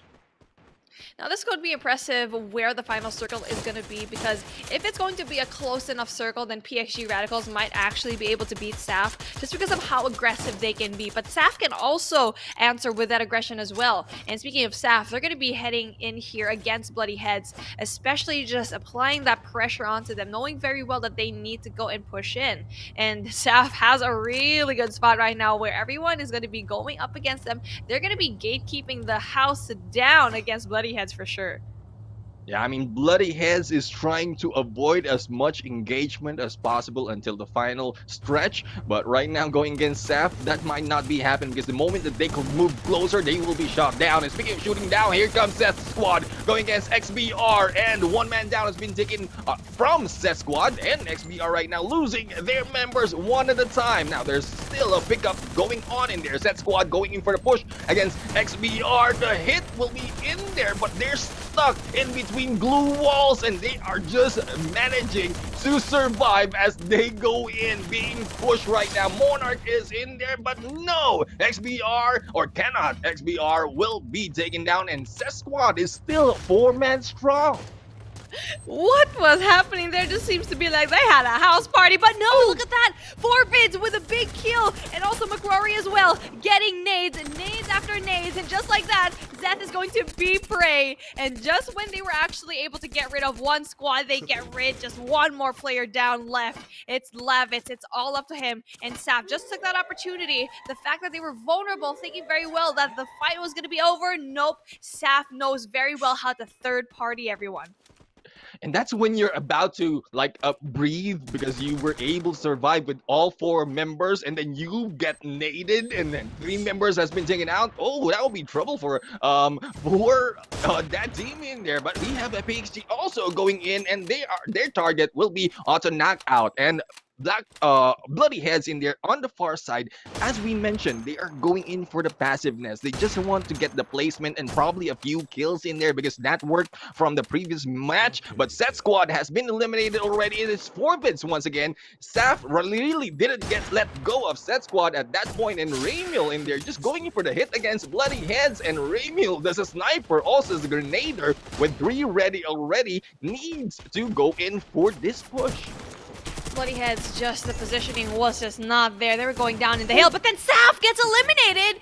What? It was too easy with the combination right now of Freedom Rumble. Just take out every single one. What a disappointing end for them. They're going to be that 6th squad that actually goes down. 5 still left here this competition, and it just seems to be like PXG might actually get this in the bag. I think we found a weakness for a Saf in there. Don't be stuck in between, but Bloody Heads will be taken down. It's PXG who took them down, and they are still 4-man strong. Now, they are healing up right now, and they're on the edge of the circle or in the outer circle. They need to go in further in there as we have 4 teams remaining. Now, Ramiel is in there regrouping with the rest of the teams. Hopefully, they get a good position because some of them will be gatekeeping at this point. And Freedom Rumble right now, dominating that fight earlier against Saf, and Do Easy is now waiting for them to get in. Freedom Rumble looks so good right now, and Do Easy is going to be eliminated, and Cobbs is going to be doing the job, putting the nail into that coffin, and then Drags as well is going to be taking rid right now of auto knockout, but then one person is going to be going down. Oh, finally, another squad is going to be taken out. PXG versus right now is going to be Freedom Rumble. Who's it going to be next? Yeah, I mean, we've seen the other side of the story. Now we'll have to see PXG do better this time. Oh, we have 1 man down from the side of Freedom Rumble right now. Freedom Rumble did a great job taking out the top dogs in there. They have to continue on. Drags is in there trying to defend as 3 members is in front of him, but Tanamo is in here, has already taken cover and also taken a few loots in here. Tanamo going for the push for the backstab, and Tanamo was able to go in for the kill, quarter kill in there. And Drags right now trying to survive, but no, Freedom Rumble has been taken down, and PXG Radicals for the booyah on this match. So we already knew PXG Radicals was absolutely killing it all throughout the game, not only into that first matchup, but also into the late game as well. It's going to be PXG Radicals with a 2nd booyah of the day, the 2nd booyah for them already. And we already have 2 teams having 2 booyahs already. It's going to be from the Philippines as well. As we see here, Most Dope is going to be very dope as well. But then another teammate that's going to be so aggressive to me is going to be Tanamo. Always having those nade kills, and for Ramiel as well. Their grenade kills are so impressive to me. They probably have the best utilizations of grenades that I've seen here in this entire competition. Yeah, I mean, they are great, really great with those utilities, and we just asked them to use up or to get back into the game as the Radicals of the team. But let's go back and invite our host, and let's see what they think about that fight. Wow, what a comeback from PXG Radicals, right? They had such a horrible start to the day, basically being cut down, right? They were deleted from the start of the day. It was as if they had to start the day with a handicap. And now we actually see the team with their true potential. This is a team you really need to watch out for, but my goodness, the performance was on point. SAF just suddenly getting eliminated, I did not expect that at all.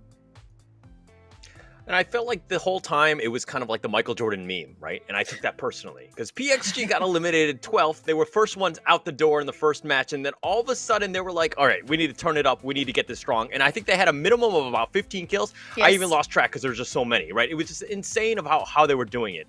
But I mean, Beef, what were your thoughts kind of just on PXG's play throughout that match? They were dominant in through that whole matchup. They started out into that second circle with 11 kills already and just finishing up with basically a cherry on top, and not knowing very well that they might not be able to get that late game just because they've been a little bit 50-50 with their matches, especially from yesterday as well. And for that game number 1, SAF just really disappointed me, and they were that team that could actually bring down PXG. But it seems to be like a lot of these teams already know the gameplay of SAF and know when to engage. 2 teams actually went up against SAF, taking them down, and that's when PXG just was able to utilize that, really just taking advantage of that situation. Yeah, I think we're also starting to see a little bit of that weakness of SAF strat, where they focus everything into the late game, right? And if they get eliminated like this, and they don't even have the chance to reach that late game, it really hurts the team when it comes to their placement points. Neptune, I have to ask for your opinion on this match, because having SAF being completely shut down in this game, are we starting to see the fall of SAF, or is this just a matter of the teams adapting on day 2? Yeah, I mean, for the side of SAF, I think this is the first time that they have been sandwiched by 2 teams and got eliminated early on. So they will learn their lesson and probably get a few kills first before going into the late game. You mentioned that they wait until the late game to get those engagements. So they waited enough, and when they've taken down, I mean, there's no coming back from that. So they need to adjust, like what PXG Radicals did on this match. They adjusted how they played, and I think, well, not really adjusted. They just went back to who PXG Radicals are, and that's the PXG Radicals that we know. All right, so let's go into the highlights here, and we're going to see quite a number of them. And I think it was funny because Beef was talking about how amazing SAF's positioning was, how patient they were, and all of a sudden they go for the third party on Zeta and they make a nice play, but then all of a sudden they get third party themselves, and it was just like karma comes quickly, right? So Beef, what are your thoughts on that one? Yep, they got a taste of their own medicine, and it was really bitter. Getting into that 6th spot, that is not going to be good for their points. They might be able to get toppled off just by a little bit. Maybe they're still going to be in that top spot, but a lot of these teams know how to counter SAF already, so that's going to be impressive for me. Freedom Rumble, though, did such a good job, especially in applying that pressure, not only to the top dog, but also for PXG. They really went in there head-to-head, and I didn't know who was actually going to win that, so a lot of teams are pulling up. But you see Argon, you see PXG, you see Freedom Rumble really taking a lot of these kills and these points, which is going to be impressive at the very end. And I think at this point of time, we're starting to see what teams are going to be having that very active early game, and what teams are focusing more on that late game situation where they want to make sure that they're fully equipped to go into that late game with plenty of blue walls, plenty of health kits as well. Let's take a look at the round standings very quickly for groups A versus B. Of course, PXG Radicals, 30 points. I think this is a great way to come back into the day. Now, they got 0 points from the first round, so I think with these 30 points, we can split it 50-50. Let's just assume they got 15 points from each game. I think they're in a pretty good spot, even though they had a horrible game 1. And how quickly they fall. Look at that. Argon, Malaysia, they were tops of the last round. They had, what, 19 points in the last round, and now they got 1 point, and that's just a placement. That's a pity point at that point. So Argon really fell off the map on this one. Neptune, your thoughts on Argon here?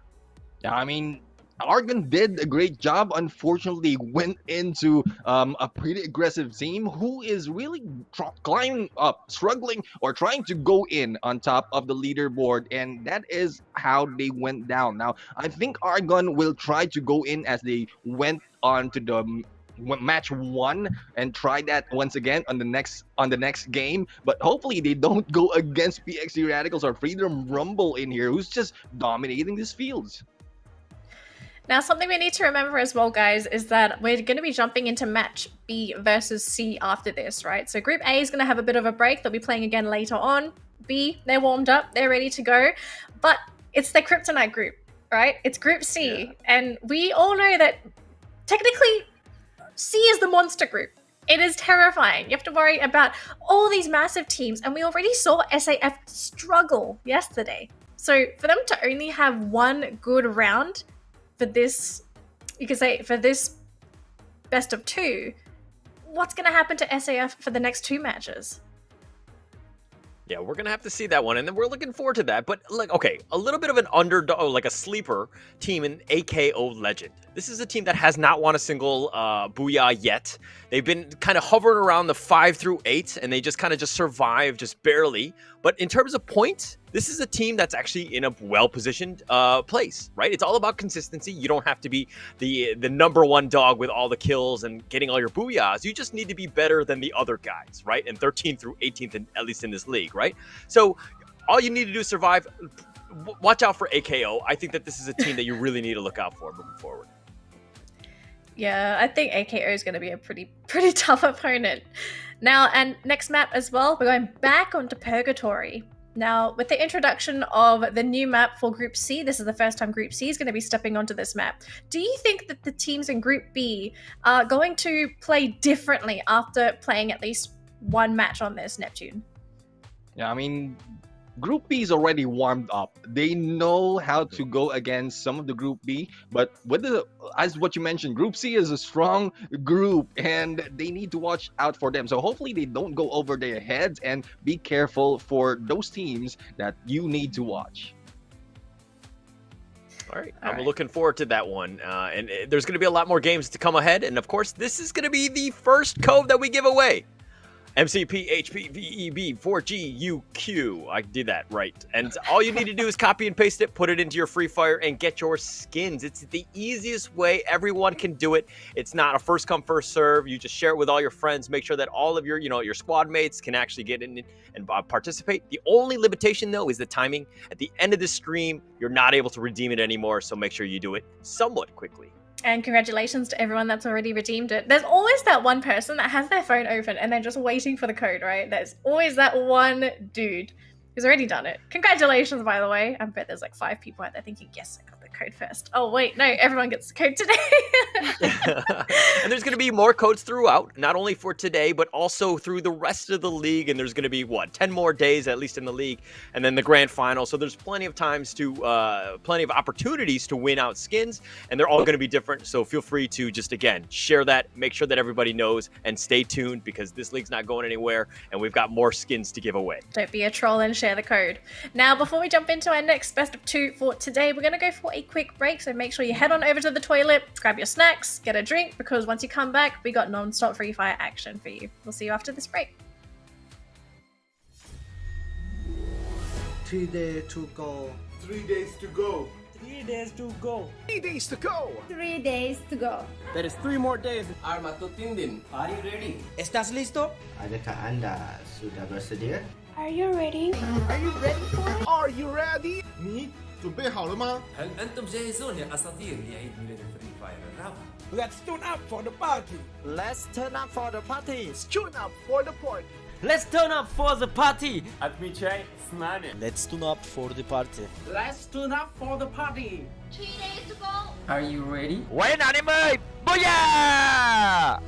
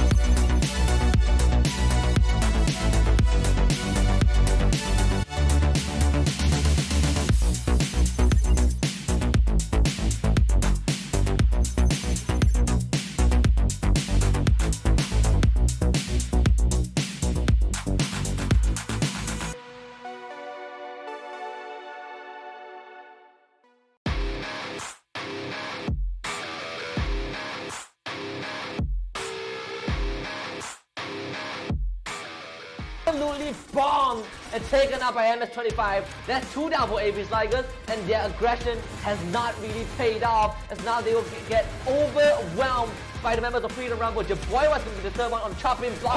Comstas get down as Arpav will take Red Panda down. Your boy was the last man alive, and it seems like Freedom Rumble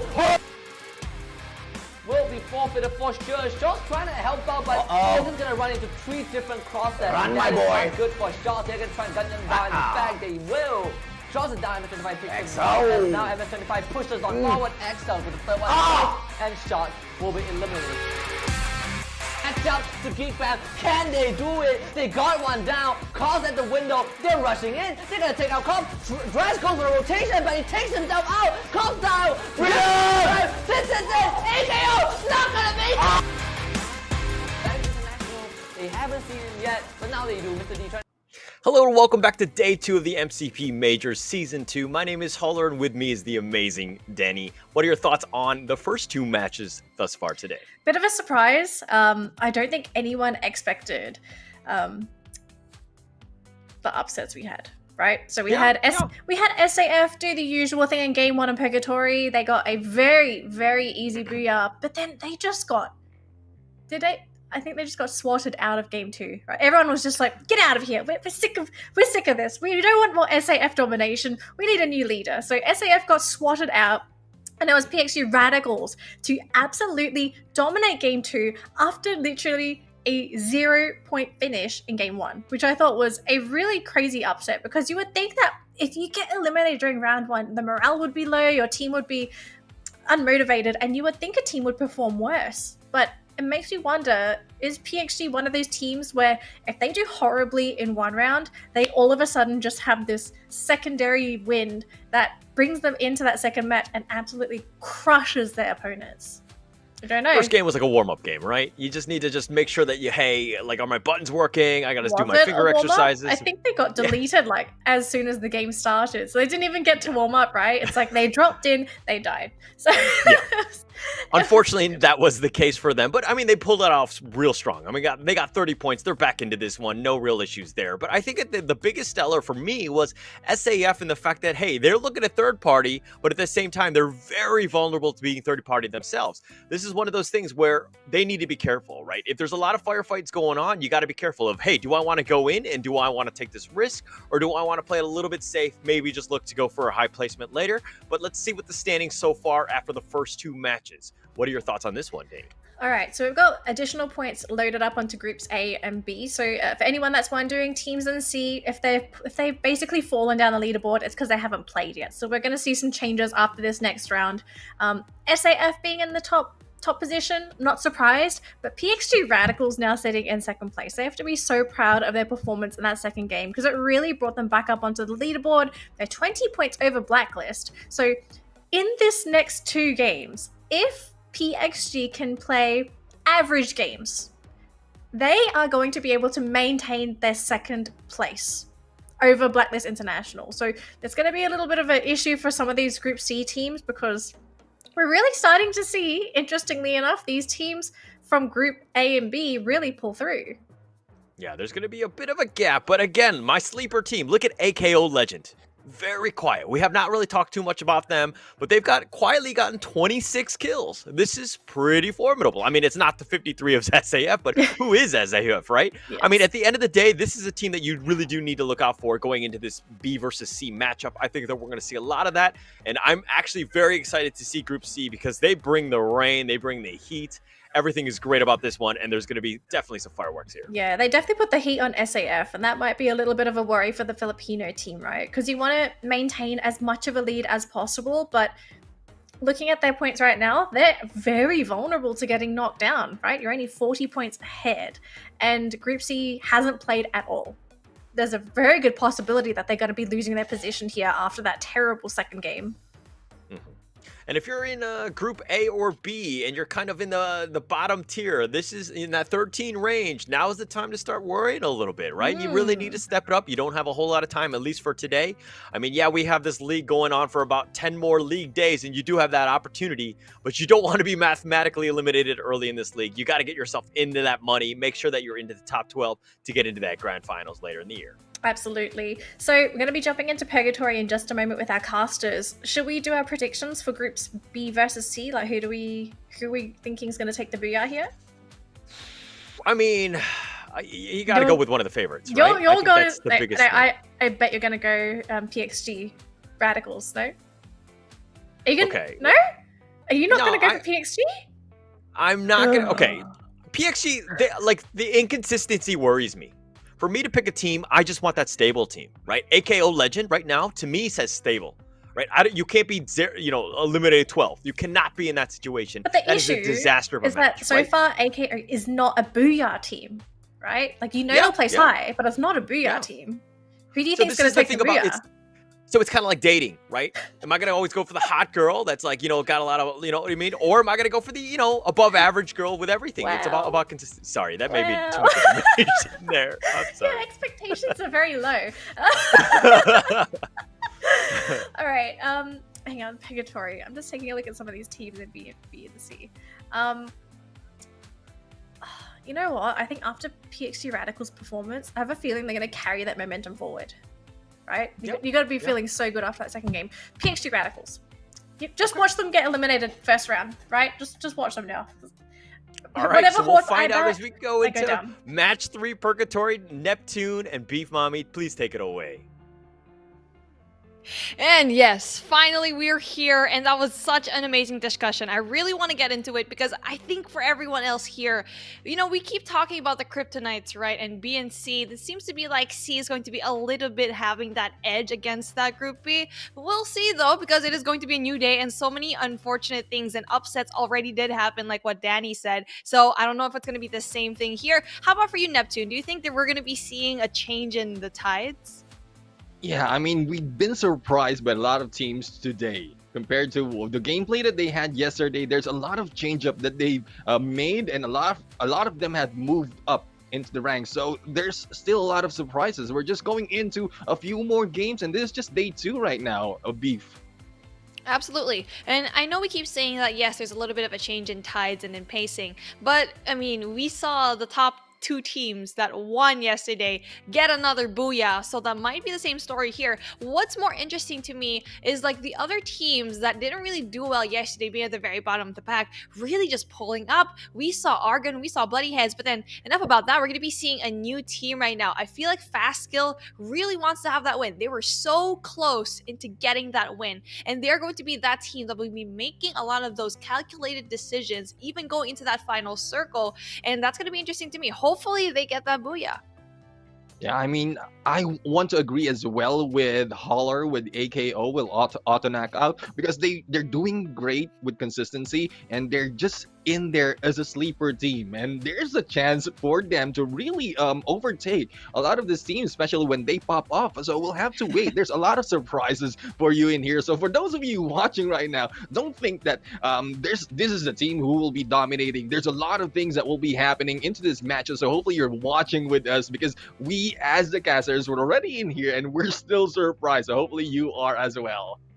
I'm sorry, Neptune. I'm sorry, Holler, but I'm gonna have to take Danny's side. I'm gonna take the girls versus boys right now, just because I think auto knockout, okay, they're consistent at being in the middle of the pack. They're not a booyah team like we already know, and Purgatory is going to be the name of the game, but hopefully we get to see somewhat of a miracle for the side of auto knockout though. But you know what, Purgatory, this is going to be a map that's going to be so impressive. I love this map, and I'm really hoping that we're going to be seeing that final circle underwater. Just please give it to me.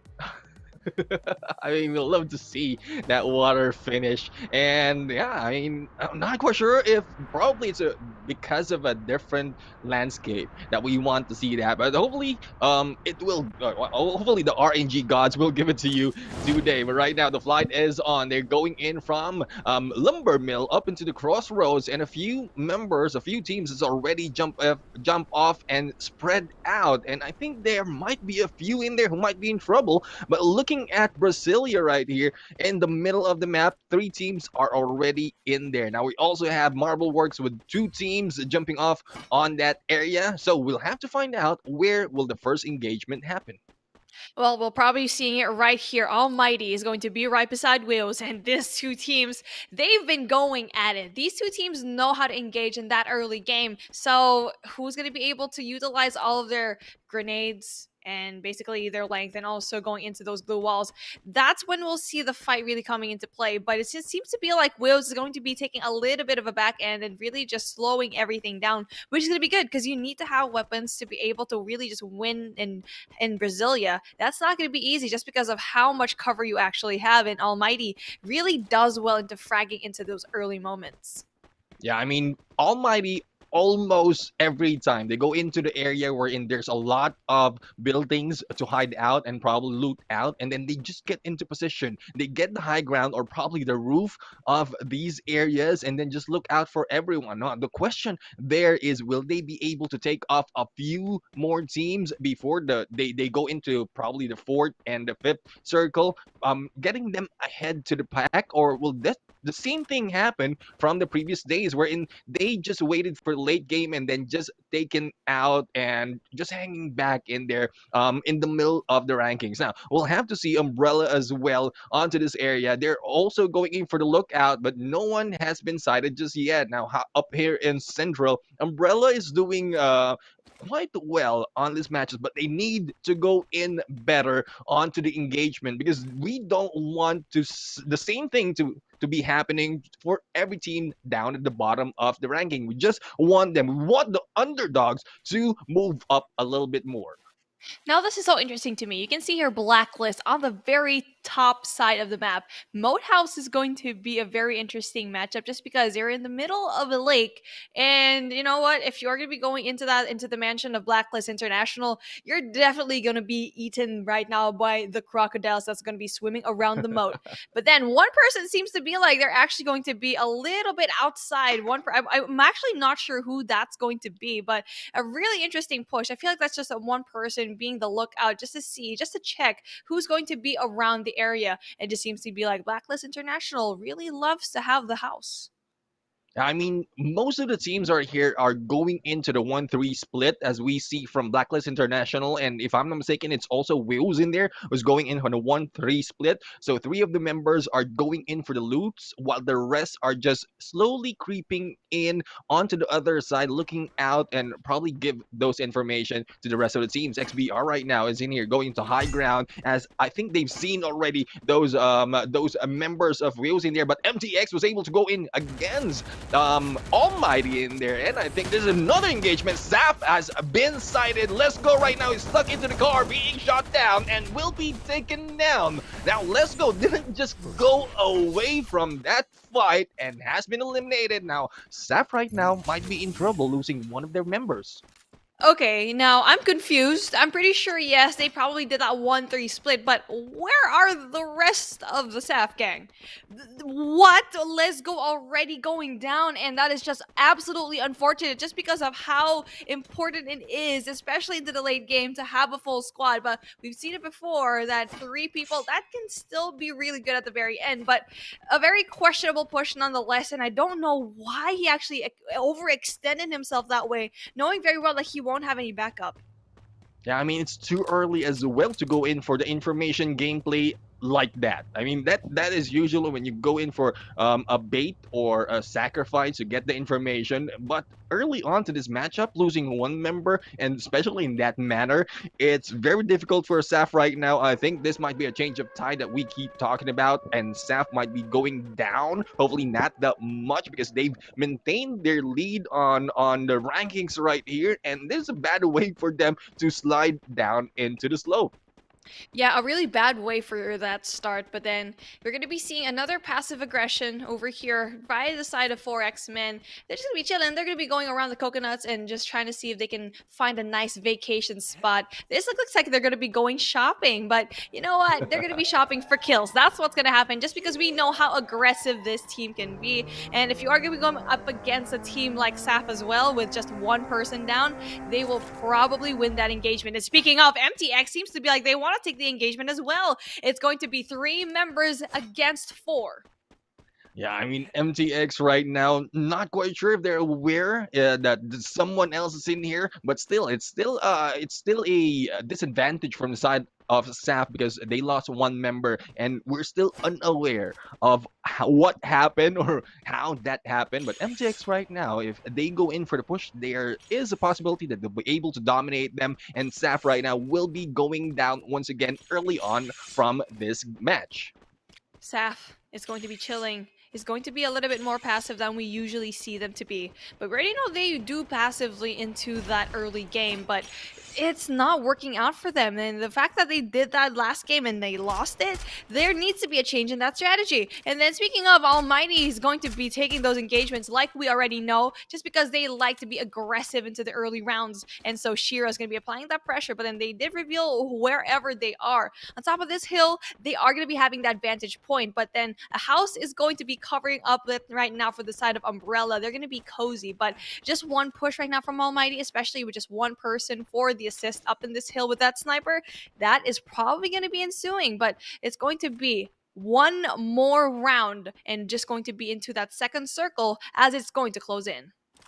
Yeah, I'm quite surprised of the positioning of Almighty right here. Usually they go in for the cover and this snipe enemies out inside in the comfort of the house, but right now they're just out in the open. So I think there's a change up from the side of Almighty, but we'll have to find out, will that work from their end? Now we have Blacklist International right now going in for the fight, and I think this is an engagement of Blacklist going against XBR. Oh, there you go, we have a Phoenix in there going in against Aaron's and eliminating that member, or taking down that member. Another one has been taken out. Samurai will be knocked down, and this is still Blacklist International as 4-man strong. Grenade has been thrown, but no one has been taken down. Guns was able to go, but no, they cannot go in against Blacklist International because this is a team that you really need to watch out for.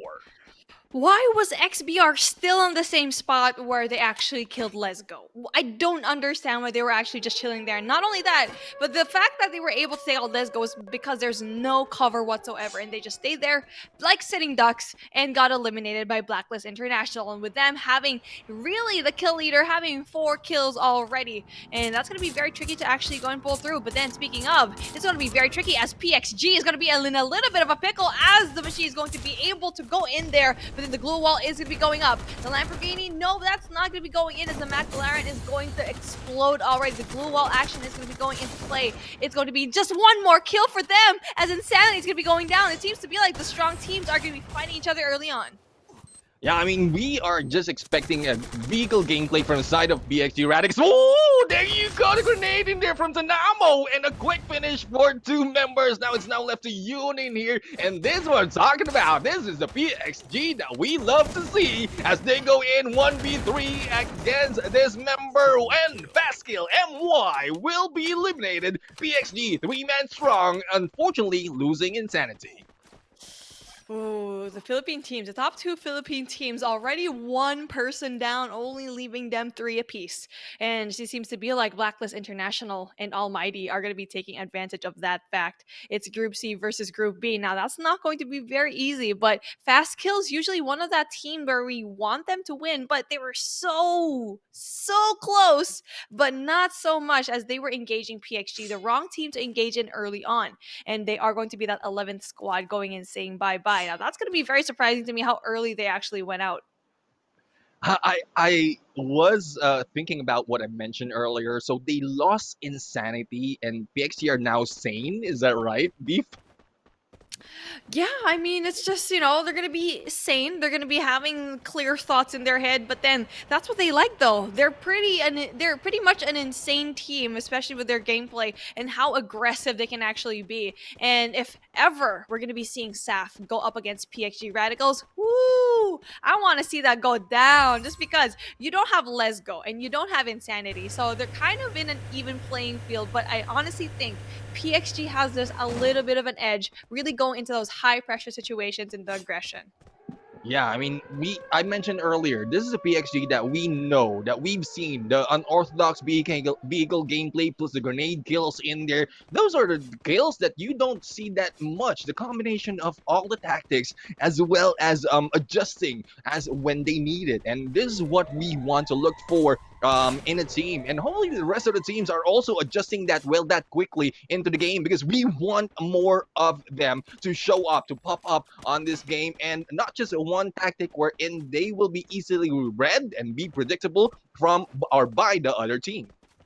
Speaking of predictability, we're going to be seeing here MTX versus Freedom Rumble. And we always see these two teams just go up against each other in the very early round. And it just seems to be like they might be having a hard time here. Just because MTX not going to be able to get a lot of that gameplay. We already know they've been a little bit passive, but it's going to be obviously Freedom Rumble that will add that aggression to them. I mean, we have Freedom Rumble in here, just really aggressive, and MTX right now is just struggling to get back in them. One has been knocked down, but is being revived right here. But I think the second time around that they go in for the engagement, if MTX will not be fleeing the scene, they might be going down against Freedom Rumble, because we know Freedom Rumble, they are in here, they want to go in for those points as well as the kill points, and they will not be waiting that long. Absolutely, and Freedom Rumble, they've been doing a good job in the last two games, so I won't be surprised if they're going to be doing the same here, especially with metrics as well. It's going to be not a very good start for them, though. They're going to be playing a little bit passively, and they've been in the middle of the pack. Kind of like Freedom Rumble, but a little bit worse. So Freedom Rumble definitely has an upper hand of getting the opportunity to really just play those two games. Not only that, they're going to be hot off of their almost win a while ago. So hopefully they get to have a little bit more better plays here and maybe have a response that they really want. But then PXG is going to be right there for them. Oh no, that's going to be very difficult for both of these teams. Yeah, I mean, PXG Radicals are very aggressive from what we're seeing for this match, but we have Umbrella also joining the party, so this is a three-man team, and PXG Radicals, I don't think they're ready for this. They need to get away, they need to back out, and even outside of the zone, they are backing out. They're just regrouping at that point. Hopefully, some of the teams in there from the other side will be distracting and letting away the attention out from PXG Radicals, because we like to see more of the tactics in there, and Umbrella as well to pop off, and they might be able to pop off if they go against Freedom Rumble, or probably eliminate PXG Radicals on this point. Yeah, and Umbrella, they need to just go and pick up all of the kills that they need, just because they are at the 16th spot.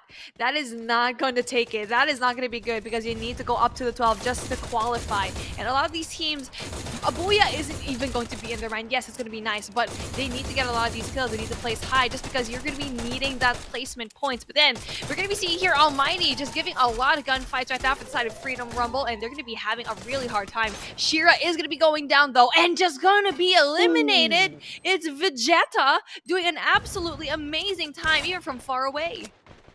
Yeah, when we thought it is Almighty who will be able to go in for the takedown against Freedom Rumble, no, it was turned around, but Ren was able to get back in there, taking one man down. And Almighty, as we mentioned earlier, this is the position that they usually go into. They go into the house, usually the second floor, and they put up all the defenses and just get ready. As you can see, Batman is in here just waiting for the chance to release that grenade launcher in there. But I think Freedom Rumble is just waiting for the chance as well, because they lost one and they need to recover.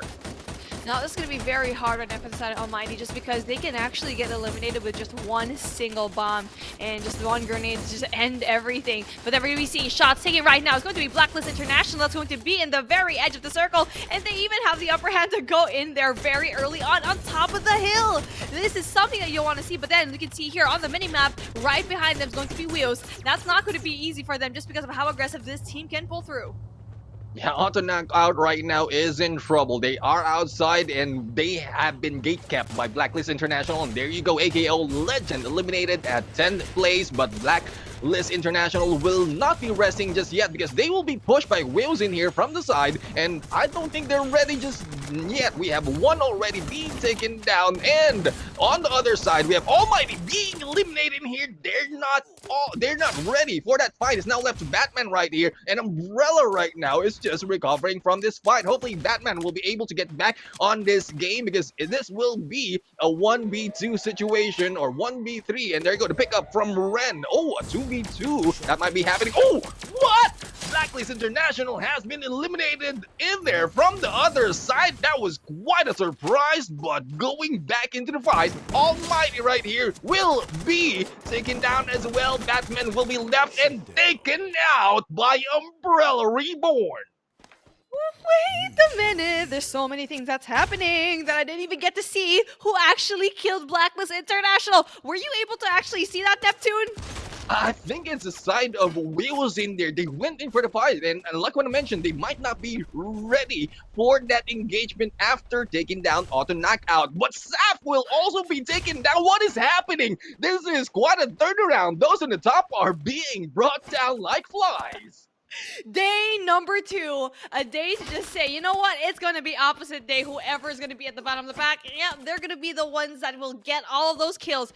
PXG Radicals only with 2 people left. Umbrella Reborn is going to be eliminated. There's going to be 4 squads left into the mix. We only have 4 teams left, and there's still a lot of time. We're only in the 5th circle, only with 22 seconds though, and we can see a very nice position right now for 4X-Men. They're going to be in that trailer, but you already know it's going to be just one grenade that can do the job and just eliminate everyone here, and PXG seem to be like they could actually do that, as Tanamo is going to be that person to really apply the pressure. He knows when to throw the grenade, and especially with this loot box, that's not going to be very easy for 4X-Men. Oh, Umbrella Reborn will be eliminated. And yes, PXG Radicals is one team that you need to be looked out for. And I think this is Raymil, who is trying to take over the Grenade King's crown, who also is with Tanamo. So they need to look out for those grenades. But there you go. The push is on. The Zircle and 4X is now going for the push. But Raymil will be taken back. But no, the close sniper by Raymil in there against Spade. And Tanamo right now, double vector in hand, going in against Jib. But and still 2-man strong, not being taken out just easily. We have on the other side MTX going against Wheels, and Wheels is falling down one at a time. But MTX right now just losing 1 will be picked up, and Wheels is now out. We're now left with 3. Metrics doing such a great job. They have a full squad. They can do this. There's only 1 person left in 4X-Men and just 2 people left for PXG. So they have the ball in the court. They can do anything they want. And for PXG, speaking of, it's going to be eliminated right now. Really strong start, but then a 2v4 situation is not going to be good. But if it's going to be 2 people, it's going to be Raymil right now, as well as Tanamo that can actually go and pull through. Yeah, this is a numbers game right now. 1 has been taken down from the side of MTX, but there's still a lot more. Tanamo has been taken down. I think this Raymil, who might be in trouble in a 1v2, but Raymil trying to go in from the side, and Metrics has been eliminated. Ooh, PXG doing the impossible, getting that clutch. Raymil for the MVP. This is what I told you, a 4v2 situation against PXG, that is doable for them as long as you have Tanamo and Raymil, the nade gods right now, a free fire. Guys, just put it in the chat, man. They keep serving everyone nades on a silver platter. That is absolutely crazy. I'm not even seeing some of the members in here shaking, hands shaking. They are so calm getting that win and getting that clutch. Oh, I don't know what this is, but they are doing great. What is happening in the past 3 games? It's like we keep seeing Blacklist International going down. We saw SAF go down so early, and the teams that we usually would see really pull up, they don't do that. But PXG, they did such a terrible job into that first matchup, but they just absolutely killed it in the last 2. So you know what, with this being down, there's still a lot of things to happen. But you know what, let's take a look right now with our lovely host to see what happens, because I want to know what their thoughts are for this game. I don't think we have enough time to talk about what happened. Hola, can you summarize it? Yeah. I mean, okay, this is like a typical purgatory game in the sense that there was, people are playing somewhat cagey. I think there was about 10 teams left alive at 14 minutes. And then within a span of 3 minutes, 6 teams were eliminated. Blacklist was eliminated 9th. Danny and Beef, I'm just calling it out because you said that they were going to win. So Almighty came in next, Freedom Rumble, SAF, Umbrella. Like, these are like, the top teams just getting eliminated in that span. And I mean, let's give a big shout out to PXG in the sense of Raymil and Tanamo, top 2, like left just by yourself, and you're able to just kind of pull that one out. It was That was 2 insane. versus 4 in the late game, right? Like usually numbers gives you a massive advantage, but the way they approached that 4 versus 2 was beautiful. I almost feel like MTX, they were rushing it and that they weren't careful enough. They could have used glue walls and slowly creep towards them, but they chose to instead rush them in the open. And maybe it was just them maybe getting a little bit excited because that would have been the team's first booyah, but then adrenaline can do weird things to you, right? I mean, I've watched games because I think I'm gonna win, and then you have that, oh my god moment. We have too many of those. I mean, it's going to happen, right? You're going to have those moments. You get bloodthirsty. You think, oh, there's just like 2 left. You know, how hard difficult it will be. We outnumber them 4-2. We should be fine. But stuff like that can happen. So now, Neptune, has that ever happened to you where you've been bloodthirsty and you've gone into a bad situation and lost a round because of it? Well, I think every time, because I'm not that good as a player. I know how to analyze, but I cannot apply what I'm thinking. I like what I'm thinking to what I'm doing. So yeah, most of the time. But I know the feeling of MTX right there. When you thought that you were about to win, they got to, I would say, reckless, because like what you mentioned, Danny, they placed the walls differently compared to what you're expecting. They should have placed them, or they placed them early onto the outside of the circle, and then they just went in on the side into the open in the hands of PXG, and that's the thing that I think they made a mistake. Yeah. Now, Beef, I mean, you were very lost in that match as well, but we also need to consider the fact that some of the big teams really got shafted in that late game, right? Like all the big teams were going up against each other so early. Do you think this is a case of teams are trying to predict where everyone is landing and pathing so that they're trying to get rid of the competition early? Well, it just seems to be like, I think the RNG gods just did their thing. You know what? The big squad, yeah, we're gonna be putting you up against each other. Yes, maybe they knew where the top teams would land, but then that would be a little bit too much of a risk. If you knew that a strong team would go down there, why would you go down there as well? So it's gonna be just unfortunate to see teams like SAP and Blacklist International just have a little bit of an upset. And not only that, it's like another squad that we really wanted to actually win. Fast Kill went down so early, so even from that really strong start, that was like, okay, this is not how we know it's going to turn out to be. And PXG Radicals, just even though they were down 2, it doesn't matter. We called it. It's like, okay, it's a 2v4, but if you are going up against PXG and these 2 guys, they literally just throw nades as if it was just unlimited. And we're going to talk about the fact that this is Purgatory, right? I love this map, and I think it's way better. I mean, I've already forgotten about Kalahari, Calamari, whatever we want to call it. That one's done. But Purgatory, we're seeing just how much action there is. Things can happen so quickly. It's just mad chaos, and this is what makes it fun, right? Just being able to survive somewhat lucky situations, yes, but, you know, great things can happen, and we're seeing just the amount of chaos that can ensue.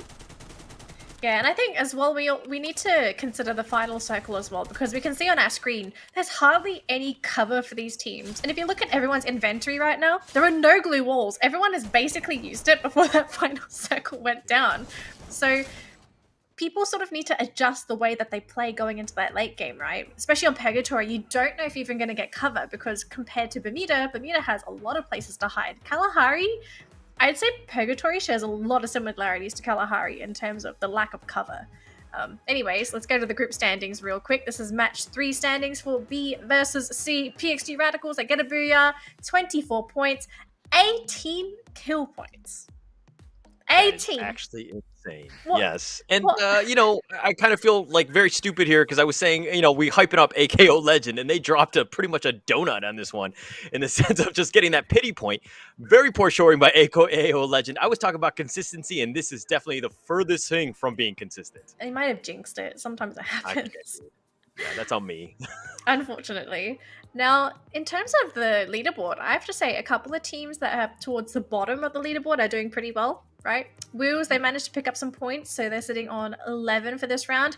Metrics was definitely a bit of a surprise, right? No one expected Metrics to do as well as they did in this round. They managed to get second place. They could have gotten the booyah, but things happen. Unfortunately, they couldn't quite top PXG in this situation, but Are we starting to see metrics as a team improve? Because I think this is probably the first game where the team is under the spotlight. Yeah, and we're seeing growth, right? The teams are going to get better. They're gonna make better decisions. Sometimes you make a bad decision going up against PXG like that, but at the end of the day, they really stepped up here. But look at Fast Kill Malaysia. They got 1 point. That's a killer, right? This is a team that was, has huge aspirations. Those are the kinds of things. It's all about consistency.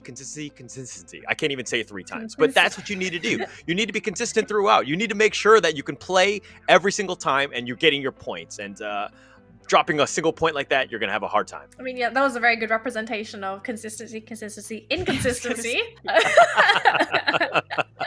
Oh, snap.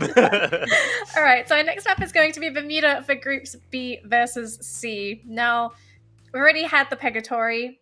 Everyone's going back onto familiar ground. Everyone's happy with this map. We've all played on this map before. It's, again, our birthing ground. We all grew up playing on Bermuda. So are we going to just go back to that typical game where the top teams just dominate the rounds? Or do you think that everyone's slowly starting to adapt to the meta, right? Which is half the teams go for early kills and then the other half are going for the late game situation.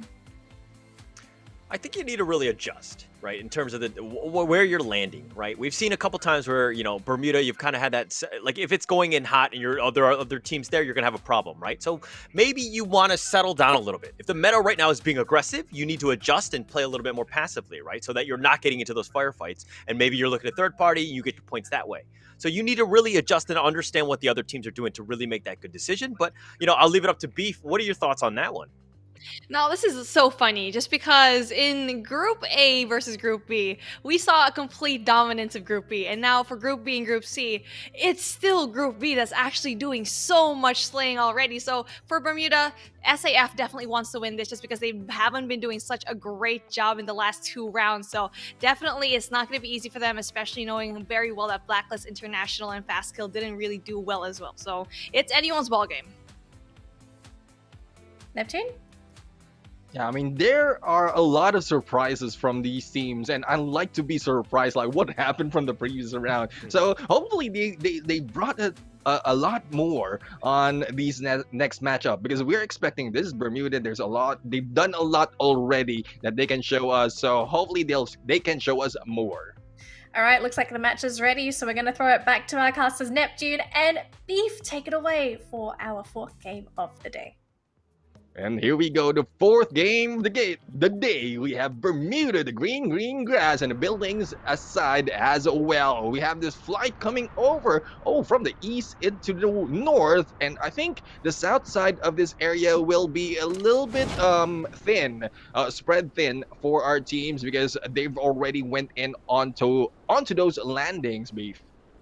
Yeah, and you just need to have that position well, knowing that the circle is probably going to that middle map. That's the most likely, but we see another team here. I don't quite see what it is going to be, but Sentosa is going to be, usually one team is going to drop off over there, but we see actually 2 teams, which is so surprising to me. But then here we go. It's going to be FSK yet again. They really need to have that redemption. Fast Kill didn't really get to have a chance to really prove everything today, but it just seems like Wills is going to be that team, but it's not going to be easy because Wills did a great job a while ago landing that 3rd spot. Yeah, I mean, Fast Kill right here is really aiming for those fast kills. I think a reason why they jumped off early is because they don't want to be on top of a different team, because they want to get ready once they are in engagement. And as you can see, no one is moving that much apart from Yoon, who is just flanking. But here we go, we have Ali in here taking some shots and doing some damage against XBR. And XBR right now are regrouping and split on a 1-3, and that might be trouble for Guns at that moment if he is pushed from that side. Oh, for a moment there, I actually thought it was Wheels because they had like a similar logo to them, both skulls. But you know what? Both very deadly teams. So again, they're actually going to be disengaging. So that's going to be very impressive to me. And no, I actually don't think they're going to be engaging. Oh, okay. He went all the way there just to pick up the motorcycle, and that's what they needed. The distraction from XBR, and especially going to that push. This is the playmaker. Shark is going to be that person that you can actually go and rely on. He's going to be that distraction. He's going to be getting some shots, and he knows that. Yeah, I mean, it's a good gameplay in there. What we've seen previously is when you get the motorcycle, at least you'll hear some gunshots and you'll get the location. Hopefully, they'll be able to survive here. Yoon almost in there being taken out, but Yoon was able to get back and get the first blood on this fight. Now, XBR not looking good. We have guns in there on the other side. Evo ZR on the far side as well. And we have one member in here a little bit too near from the side of Fast Kill, and who might be the next who will be taken down. Yoon almost getting his life taken away from him, but then it's a good thing he was able to respond. Not only did he able to catch up with his health, but also get one kill for his team. But then they need to figure out the next few steps though, just because they are going to be a little bit more spread out. It's still very doable for XBR to actually get one person from the side of Fast Kill. So for the side of Fast Kill, it's up to them if they want to keep engaging and commit into this gunfight, knowing very well they might lose a member or two. So it's all up to XBR as well, and I'm pretty sure they're going to be engaging just because they're not going to be able to go away very easily. I mean, what I have in my mind right now is hopefully in the next 30 seconds, they'll be able to at least pull away or eliminate a team, because they're a little bit too far from Sentosa. They might be a little bit too far from the rest of the teams or the next circle. So they will be struggling to rush in. Though, yes, we know the first to the second will not hurt that much, but they might be gate capped, and that might be trouble for them, even if they'll be able to eliminate or win this early engagement by on this fight. I still couldn't tell if it's Fast Kill or XBR who'll be able to win, but hopefully they finish this early on. XBR still has a chance to actually back away, and especially going into that northern side of the map, they can still do it. But then, obviously, it's not going to be easy. You know what? We're taking a look at Fast Kill right now versus XBR. I feel like there's nothing going on in the map. This is probably going to be one of the more interesting ones, right? And you can see here, 47 people still left here. So yes, the gunfight is going to be on the side right now onto that Sentosa Island. But no, let's take a look right now at Auto Knockout. They're still chilling. There's no one alive here in this area. And there's going to be one team, though, that's going to be giving in some shots. It's going to be AKO yet again, taking a lot of that. And Umbrella is going to be losing one person and maybe getting another one. Not quite sure. Auto Knockout absolutely knocking everyone out. They need to do well, just because the last game, they were honestly, in Tagalog, it's called Kolelad. That means you're going to be the last placer. Well, we have to see them move up, but Umbrella right now is quite in a pickle, because Auto Knockout, yep, they have been taken out early from the previous round, but like what was mentioned earlier, they have great potential, and I think with that, hopefully they're not disappointed. They have that motivation to get back and redeem themselves. But another team in here is XBR. So XBR was able to get away from that engagement earlier, and like what mentioned earlier, they need to move fast, because if they get stuck onto the circle as it closes in, and then they will be gate kept by the rest of the team, it might be more troublesome for them compared to getting away from the engagement. Now, this is what I like to see. Just because you're going to be seeing a lot of the engagements really pull through. Did they just miss the water or something? What the heck is happening with XBR? They're just falling into pieces. They're in shambles. Why would you just jump off the bridge just like that? You should just target the water. But it's a good thing they were able to get away from that fight, because for sure they're not going to be able to win that, especially knowing very well that Samurai is going to be going down. Fast Kill just applying that pressure early on. That's the start that they needed, just because they were basically having a hard time a while ago. So XPR just living one more day, but let's see what is going to happen, especially going to the late game. Yeah, I mean, pulling away is not a sense of cowardice. I mean, it's a tactical retreat that you can do unless you're put in a spot wherein you really have no choice but to fight. But this time, they have a choice to fight or to get away and avoid fighting right now. So far, we're looking at the map right here, and oh, it is in the north or south area. We're in the next circle, and this is quite surprising. Most of the flight path is coming in like across the north area of the map, and the next circle will be in the south. So this might be troublesome for those who just jump off a little bit too far up north. up north going into the south, and I really like seeing that. And maybe this is going to be the time that we're finally going to be seeing that final circle go into the water. Please just give it to me, RNG God, just please. But anyway, so again, another team that has been a little bit struggling, but then they actually did well a while ago in one of those games. We have Freedom Rumble. Freedom Rumble has been doing a little bit of a so-so job. They've been struggling, yes, but they've been showing up. They for sure want to qualify, but what they need and what they want is going to definitely be that booyah. I mean, yeah, I mean, it's a good push if they'll be able to get that booyah. But on the other side, I think Saf right now is already releasing some carnage into the hands of PXG, because we just saw a grenade kill in there from the side of Saf, taking down 2 members of PXG, and Barba in there has been taken down. Probably not yet eliminated just yet. We'll have to find out. But PXG might be in the trouble, in a pickle in there. And this is fourth round. It is like a deja vu that we've seen in there. But we have a Blacklist International right now. One has been taken down in there, but another one will be knocked out. We have Manflank and Cobra, but no! Blacklist International would be the first team to be eliminated on this match. What an upset! Blacklist International is struggling in day number 2. 4X-Men does the job and just eliminates every single team that comes in their way in Blacklist International. Now that is one team that is not easy to beat. It just seems to be like Purgatory is not going to be their map. Kalahari, yes, maybe, but we're not going to be seeing it here. The balance is not going to be here. Umbrella is going to be down all members already, and it's going to be 11 spot for them. 10 teams left here. Unfortunately, Auto Knockout has lost one of their members. Taken has been taken away, and they are now left with 3. Now, the question is, will they be able to get back onto the fight? Yep, they were able to get the 4 kills, the 4 points that they need, but will they survive with only 3 members? Here we go, 4X right now, still in a rampage, going in for those kills, and they really want to get back up. I mean, they just eliminated Blacklist International in there, and they want to do more. They have missed on the Booyah plenty of times, as well as a ranking high, but we know that they have what it takes.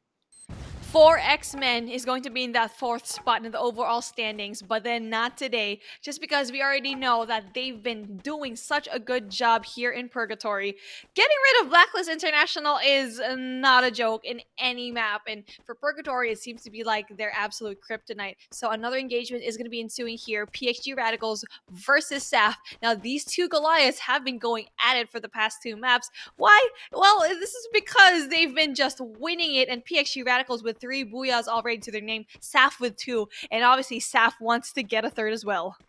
Yeah, I mean, I'm quite I don't know, I'm nervous for this team, because they might be getting the upset of their life on this match, because they are going against 2 members, and so far PXG side no kills just yet. So if they will be eliminated, they will be ending up just like what happened on round or match number 2. They will be ending up with 0 with a donut, or with match number 1. I'm sorry, just correct me if I'm wrong, but they will be going in for a donut with that match, and we don't want to see a team in there just go down from the top down at the bottom. We want a little bit of consistency, that was mentioned by Holler earlier, and we just want to see them move up. Now, Almighty right now is in here also waiting for their chance, and this is all 3 Filipino teams right now just in the same place, Beef.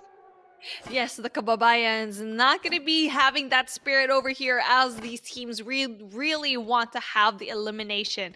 So Almighty doing a little bit of an okay job here in this competition, being in the middle. And they've been struggling, though. We already know they've top frag into that early game, but then they can't seem to actually go in there for the late game gameplay. But then they're not going to be comfortable. They are ranking 12th at the overall standing, so they need to come through with a lot of these kills. But they've been struggling in Group B. Seems to be like they're such a formidable force, just because they keep winning, and so far all 3 matches have all been Group B. Group C needs to pull up, but then Blacklist International is going to be out of the mix. 4X-Men, though, they still have a chance, but then MTX with a lot of these kills already. Metrics is going to be so impressive for me, just because they've been performing so well in the 2 rounds they've been playing.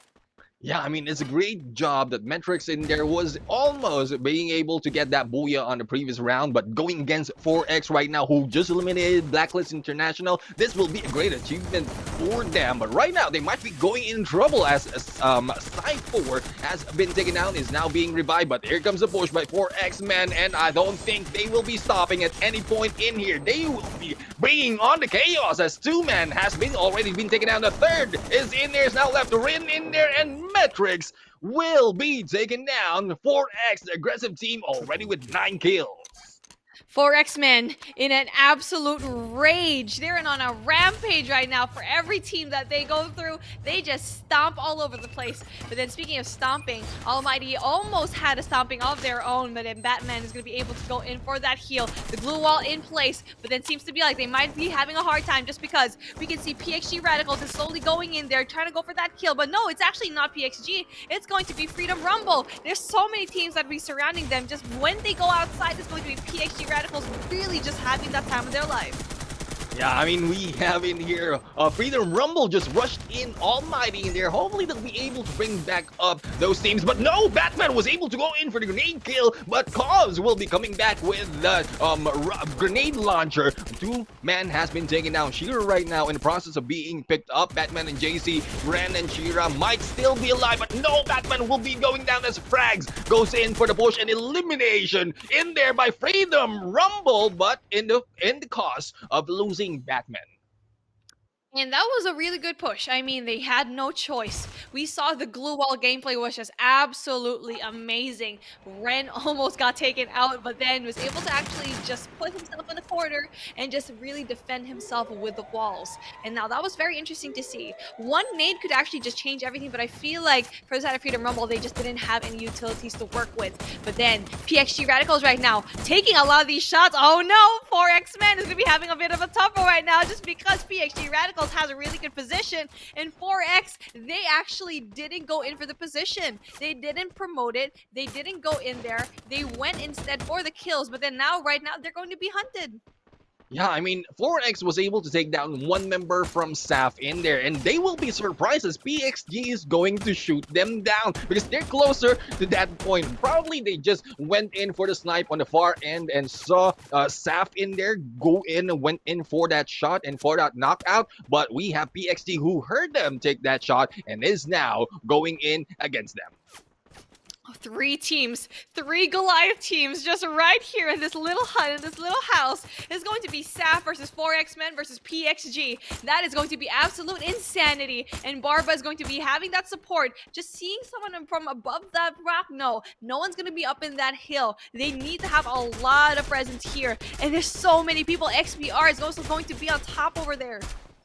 Yeah, Almighty in there, in spite of losing Batman, they are still in the fighting spirit going against XBR. On the other side, we have Tanamo in there going in for knockdown, but 4S taking down Ramiel in there, and we have PXG taking a little bit of what they gave out. They are being naded out in here and being knocked down. 4X right now going for the push, and there you go, Goku in there for the hit against Tanamo, and we have in there one man knocked down from the side of Swade, but no, PXG Radicals will be eliminated at this part. 4X right now has a tendency or opportunity to go in against SAF the moment that they pick up that one member down.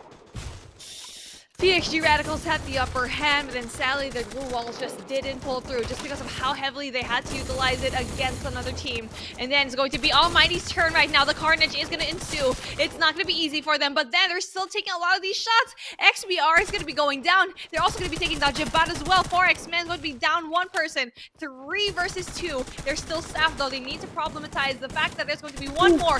Grable is going to be going down. Spade and Goku is going to be the only people left. 13 kills left to their name though. That is so impressive. Yeah, I mean, Cannot has been eliminated already. Hopefully, 4X will be able to get back in here because if they hit this SAF and eliminated them, this will be a lot of kills for their side, and this is what they're looking for, especially from the previous, from the upset from the previous day. Now, here comes the circle, slowly closing in, and we have Goku right now, a little bit too strong for the rest of the teams, but no, on the other side, it is Wills who will be eliminated by the auto knockout, and here comes Goku, just regrouping, just healing up, going solo right now, going against 2 members of SAP right here. Will he be able to clutch this and move away, or will this be the takedown of 4X right here? Here comes Goku being pushed, but there you go, to come back in here, and Goku taking 2 down from SAP and surviving that fight. 15 kills from 4X Man Expert.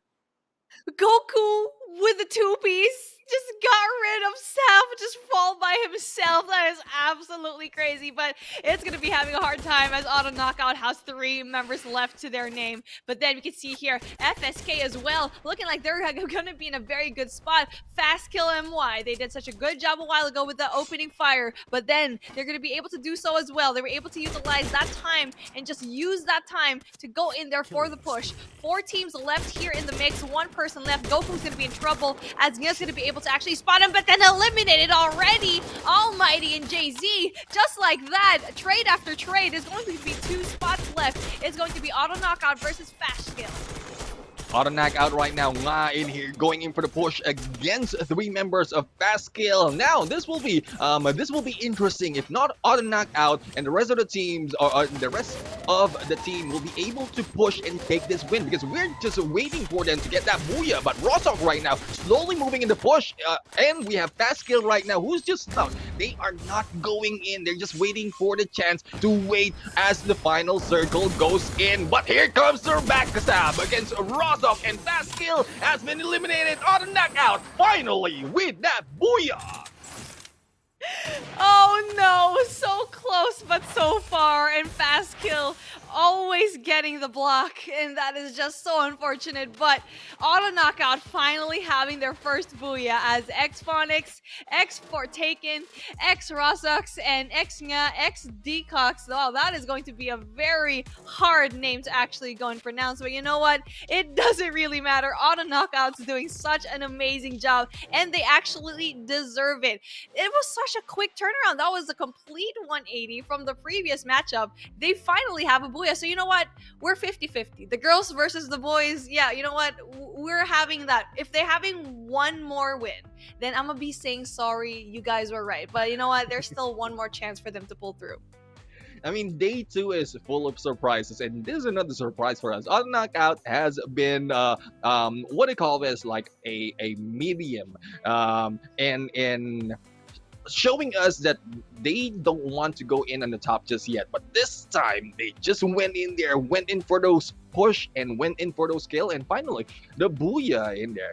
Now, this is day number 2, guys. For those of you watching right now, hopefully you are in here just hanging back, because we're going to invite our host in here and ask them what they think about the next match, or about this match. Well, Hola, what do you think about that match?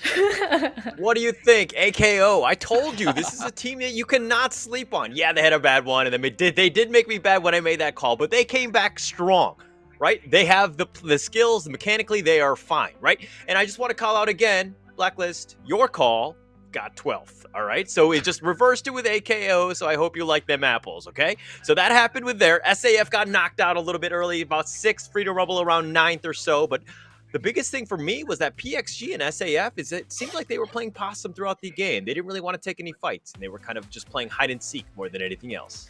Can we also just talk about a big standout performer, which was 4 X-Men? They got, I think, how many kills? Was it 15? They had so many kills before they went down. I mean, yes, they didn't get the booyah, but 4th place with all the kills that they got, I almost want to say they're probably topping the leaderboard after that round. Yeah, a really good round for them. And that's pretty much what you need, right? You need to go aggressive. We've seen the meta shift.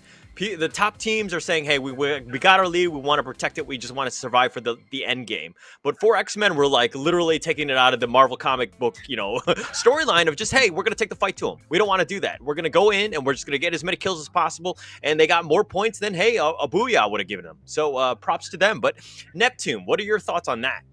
Yeah, I mean, we've been surprised plenty of times, and 4 X-Men is really, I think they're trying to get back in there when they went in on a 2nd, and this time, yeah, they were dominating all those kills. Anyone who just go against them, just eliminating, and if I'm not mistaken, they just ended up with before being taken out, just one member, but still kills are still going around from them, especially from Shark in there. We know Shark is really feeding off some of the teams in here and just killing them. And yep, 15 plus a few more in there, that'll be a lot of points for 4X-Men. Beef, I want to ask you, do you think you might be able to guess who's going to be top of the leaderboard? Do you think it's 4X-Men, or do you feel that they may have fallen short after coming fourth? Well, there's still a lot of chances for them to actually really just win this, just because I think PXG Radicals didn't really do a good job. So yes, I feel like with the kill points for this particular match, for this round, yes, they're going to be able to get into that top spot. Just because I'm not quite sure if Auto Knockout had a lot of kills, so the placement points might not even be enough. So I really want to see what actually happened to the point where SAF and also PXG, what went wrong, and also for Blacklist International, that was such an upset. There's too many fights. I mean, it was a drop. It was like a mistake right from the beginning. And there was just too many teams, just ultimate chaos right from the get-go. They were completely caught off guard. That's really not where you want to be. You want to go, you want to be aggressive. I get that. But you, at the same time, you want to be aggressive in places where not a whole lot of teams will land. Unfortunately, that was not the case. And you saw what happened there. Just completely caught off guard. Just way too many players right there. Yeah, I mean, we're looking at the highlights, and it seems that for X-Men for this round, they focused on trying to gatekeep the edge of the circle, which is a really nice strategy if you want to try and go for those pickoffs. But again, I mean, I think we've already spoken about this. If you're going to play aggressive, you will also put your own team at risk of just being downright eliminated, because sometimes it happens. You don't know if there's another party, if there's another team nearby that could potentially third party. You don't know where everyone is going to be. And also you don't know how well equipped your targets are, right? Because when you're roaming this much and you're not looting, there's a chance that you are actually undergeared and you could be attacking a much more prepared team. It's all about life. It's all about just, you know, getting that arsenal so that you can fight. So yeah, there is a bit of luck involved in terms of just starting off, making sure you get that clear loop. But, I mean, let's look at the standings right now in the sense of just see where all of the teams are. I mean, 4X-Men Expert, like, it doesn't matter about the booyah, right? It's all about the kills, and 16 kills will definitely put you up at the top. Just 1 point over AKO, but this is just a really good example of if you have a fantastic round with kill points, if you just finish in the middle of the pack, you are still solid. And for X-Men, 23 points. I think they're very happy with this round. Yes, they didn't booyah, but you're still going to end up first in this round. It's going to be very different. And now, okay, well, they had a disastrous Group B versus C, Blacklist that is, in the sense that they have, I think they got like a point last round. They got 0 points, a donut in this one. They really need to step it up. Now, they're going to be going up against Group A, and you talked about, you know, Group A being somewhat weaker in that sense. But now, what is your team? I'm going to call out, you know, let's go with B first. What is the team that you need to look out for in this Group A versus C? Are you still riding this Blacklist train? I mean, from what we saw the past 2 rounds, it just seems like Group C is in shambles. Actually, also Group A is in shambles as well, because Group B, we've been seeing the 4 straight games that we've had, and it's all been Group B. We have AKO, we also have SAF, we also have PXG Radicals. So I don't know, it's anyone's ball game right now, but I feel like for the side of Group C, this is probably the time that they might shine, just because of out of all of the groups, I feel like Group A still needs to go in for at least 1 win out of everyone. I think it was Group A that actually just lacks that 1 booyah. I'm actually really keen. What about you, Neptune? Yeah, I mean, Group C is a strong group, but we like to see more of Group A on the next matches with Argon in there just popping off early on in the match. Hopefully they didn't rest that much and lost that momentum, but Group C is still on the push, and Blacklist International might be going in back into the game. Hopefully they haven't lost anything just yet, so I'm still excited. I still want to be surprised on the A and C groupings. I'm gonna sit on my prediction. I think I'm gonna think about mine after we come back from our commercial break. But before then, of course, we're just gonna remind all of our wonderful viewers at home that we still have our code for the day. Make sure you redeem it as well, because at the end of today, if you don't claim it by 5 o'clock, keep it in mind, 5 o'clock, or when the stream ends, you're going to miss out on an opportunity for some free gun boxes. We're giving away 2 free gun boxes to all of our viewers that tune into the stream. So as you can see down below, type that code in, claim that box, and give us a high five, because you've been a fantastic Free Fire community. Have you guys claimed yours? I have, log yes. I Oh, you have gotta do enough it when you're time. casting. Oh, you do it when you're casting. Can't you multitask? No. Oh yeah, actually, you know what? I was on Free Fire actually while I was casting. No joke, I was on it. See, look at that. I'm gonna be showing you right now. I'm on Free Fire. It seems to be invisible. Sponsored by what's that? MCP? I'm kidding. Alright guys, make sure to claim your code because at the end of today you won't be able to get it and you will regret, you'll miss out, and at the end of the day, it's not my problem. Ask your fellow viewers if you miss out on the code. I'm very sure someone will help out. Now, we are going to go for a quick commercial break in just a moment to prepare teams A and C. So make sure when you go to the break, go to the toilet, grab your snacks, make sure you come back as soon as possible because once we're back, we're going to have some non-stop Free Fire action. We'll see you after this little break. 3 days to go. 3 days to go. 3 days to go. 3 days to go. 3 days to go. There is 3 more days. Armato Tindin, are you ready? ¿Estás listo? Adakah anda sudah bersedia? Are you ready? Are you ready for it? Are you ready? 你准备好了吗？ هل أنتم جاهزون يا أساطير لعيد ميلاد فري فاير الرابع؟ Let's tune up for the party. Let's turn up for the party. Tune up for the party. Let's turn up for the party. أتميتشاي اسمعني. Let's tune up for the party. Let's tune up for the party. 3 days to go. Are you ready? Wait, anime! Booyah!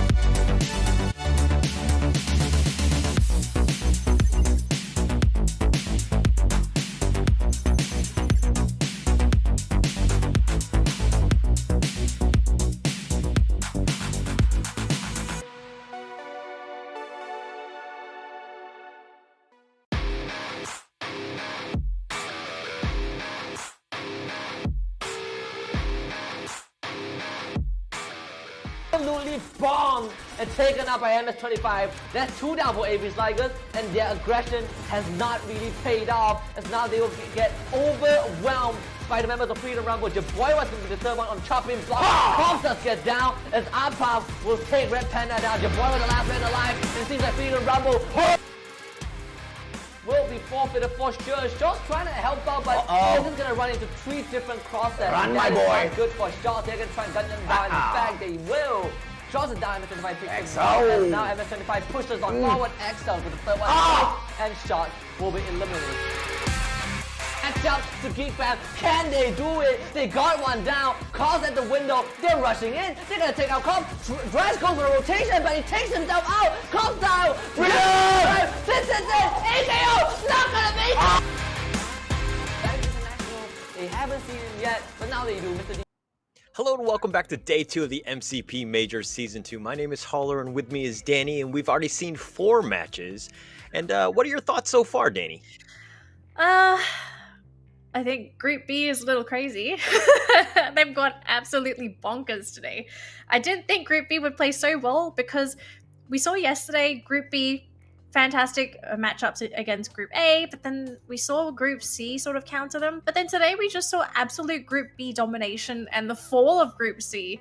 So going into this next and final matchup for today, which is A versus C, is there a chance that A could really just catch up in terms of points, right? Because yesterday, Group C, they hogged a lot of the points from the other teams. Group A has been struggling because a lot of people see this as the weaker team. It could be the possibility, but at the end of the day, we won't know until the match starts. I mean, it's never say die, right? I think if you catch teams on an off day, this is the right time to do it.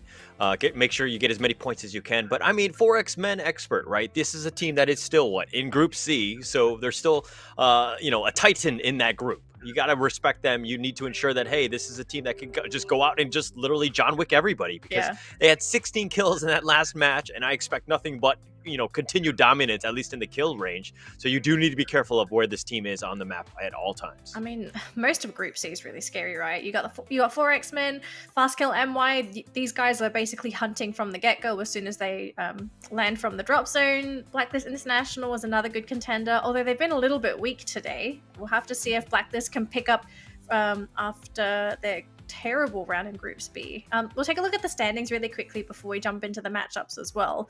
And as you can see, we've got a Supreme Assault Force still sitting pretty in first place, but there's a good opportunity for 4X Men to actually catch up, and the same could be said for AKO Legends.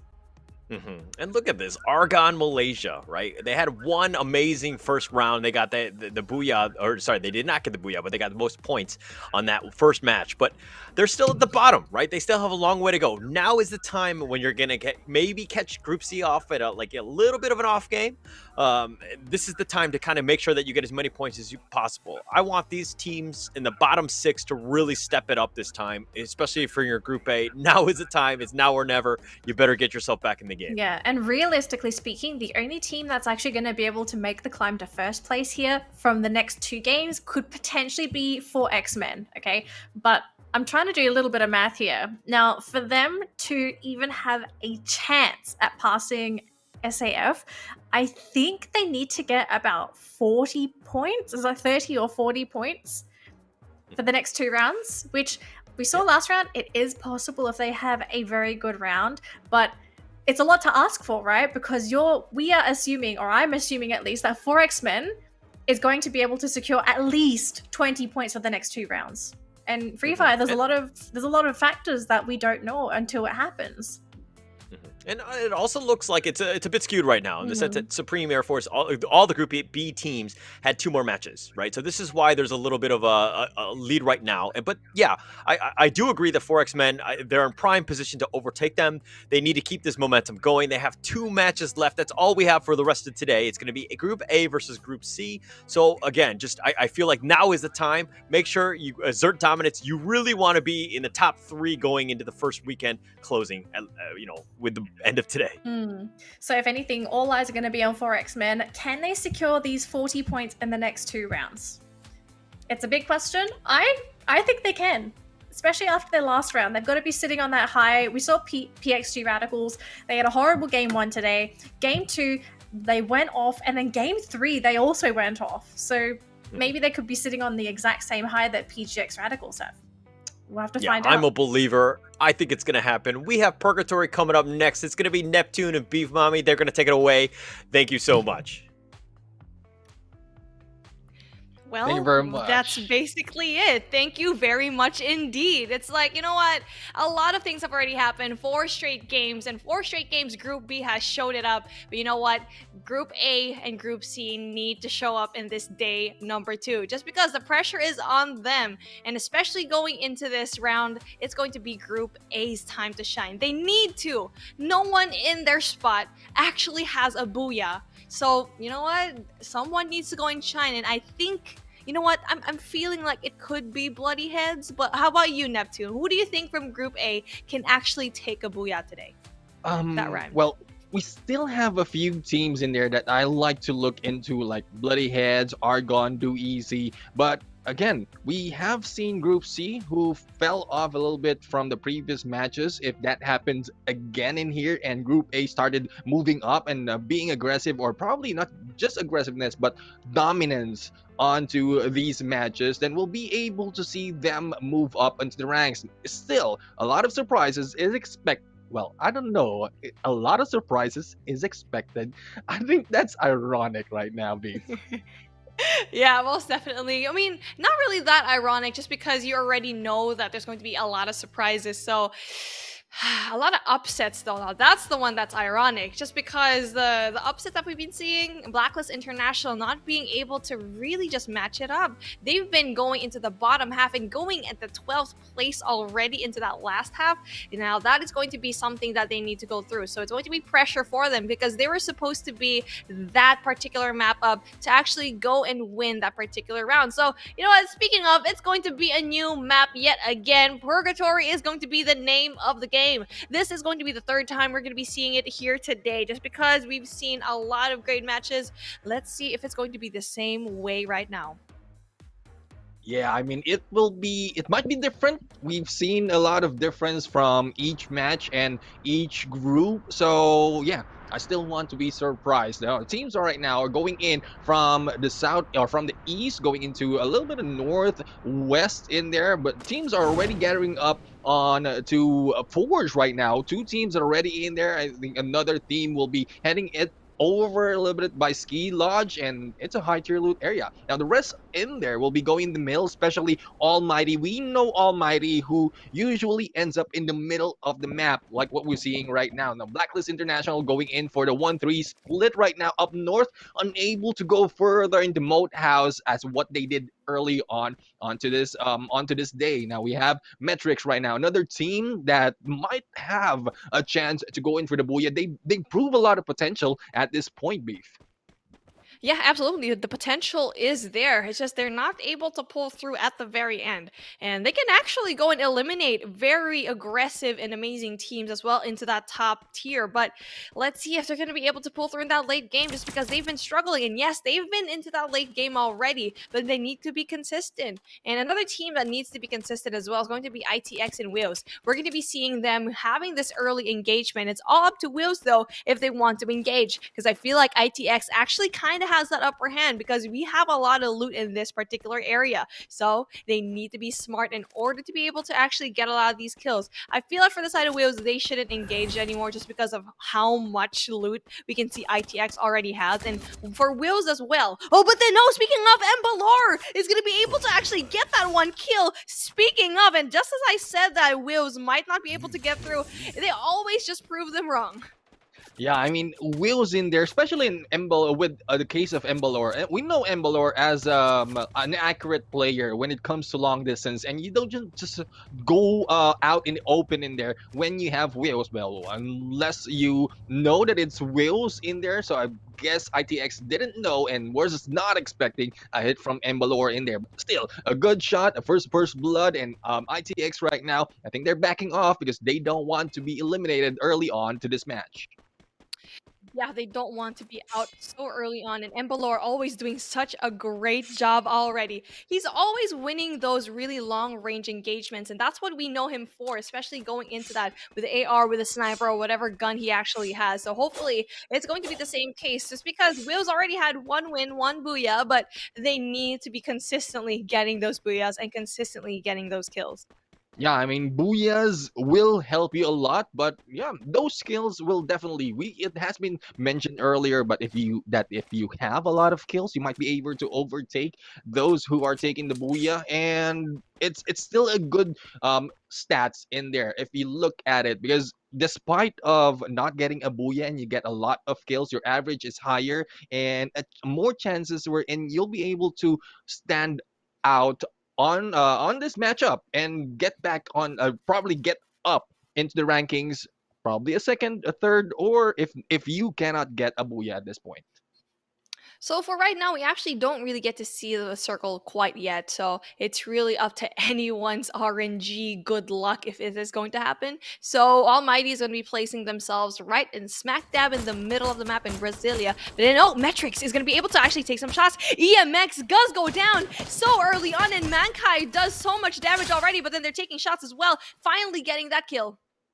Yeah, hopefully they're not upset enough to lose any motivation that they have against their second place earlier, and this is their chance to go and get back up. Metrics right now is doing a great job from the earlier matches that we've seen, and they have a chance to get a lot more kills in here in the front of Enigmax, as they are going in, already taking one man down from the side of Enigmax and Vito, as well as Well, I think this is it Go 10 right now that we're looking at? But no, the grenade hit in there against a Manchai in there. And we have a Rin OP trying to go in on the backup. Hopefully they'll be able to pick up Manchai in there. Otherwise, might be a loss for Metrics. Beautiful nade, but then they weren't able to actually go in for the push and not just wasting that basically really good grenade. And right now it's still MTX, it's still Metrics, it's still in their hands to actually go in there for the push.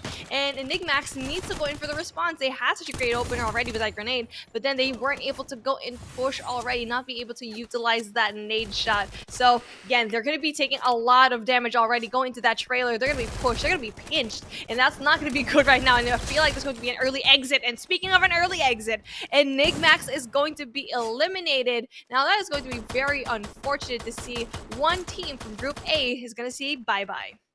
Yeah, I mean, Enigma's in there has the opportunity to go in, probably bounce it off on a 3v3, but they didn't follow it up that quickly. And Manchai has been picked up, and then he was the one who got the last kill from their team. So unfortunate for Enigmax, and good job for Metrics in there. I'm looking at them earlier, and like what I mentioned, I want to see most of the teams pop off, especially those who are like mid to the bottom of our rankings.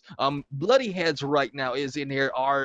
We are still waiting for them to do a great job, but right now all they can do is just get a good position and get a great placement or a good placement onto the rankings. Not as much or not that much on the kills as well as the booyah.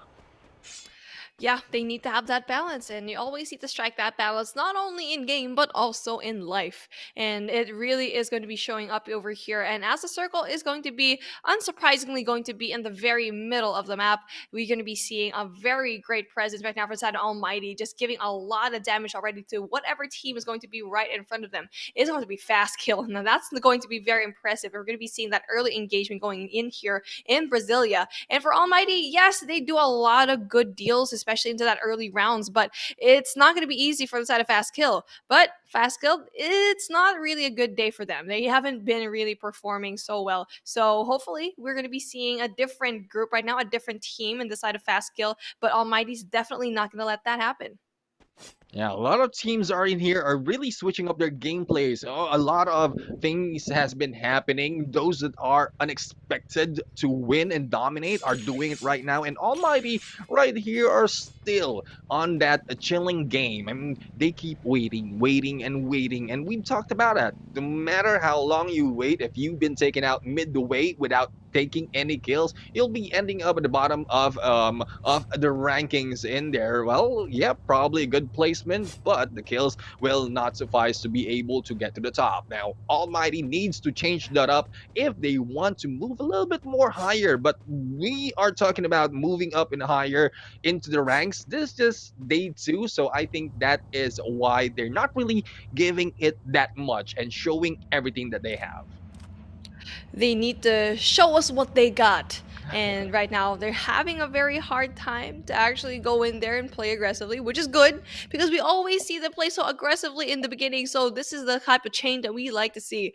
But then 4X Men is going to be that one team that has been doing so well in this competition so far. They've been consistent, yes, but they've been struggling already. But then 4th spot, yes, they're going to be securing themselves in that top 12. But knowing 4X Men, they want to get that win. It's only just like one more team that will actually stop them from doing so, and that's probably AKO. They're not going to be here though, so 4X Men will definitely be able to go in there, especially if they do and play their cards right. Yeah, definitely. I mean, 4X Men Expert are doing great, especially on previous rounds that we've seen today, guys. This is the turnaround day. Not quite sure what happened yesterday or earlier today or last night. What they did, what motivation they gave to the teams, but this is a turnaround day for everyone. And here we go. Oh, Mark has been thrown away in there. Mark right now almost losing his life. with only a few HP in here with the glue wall in there. I think it's a vehicle who threw off Mark in there.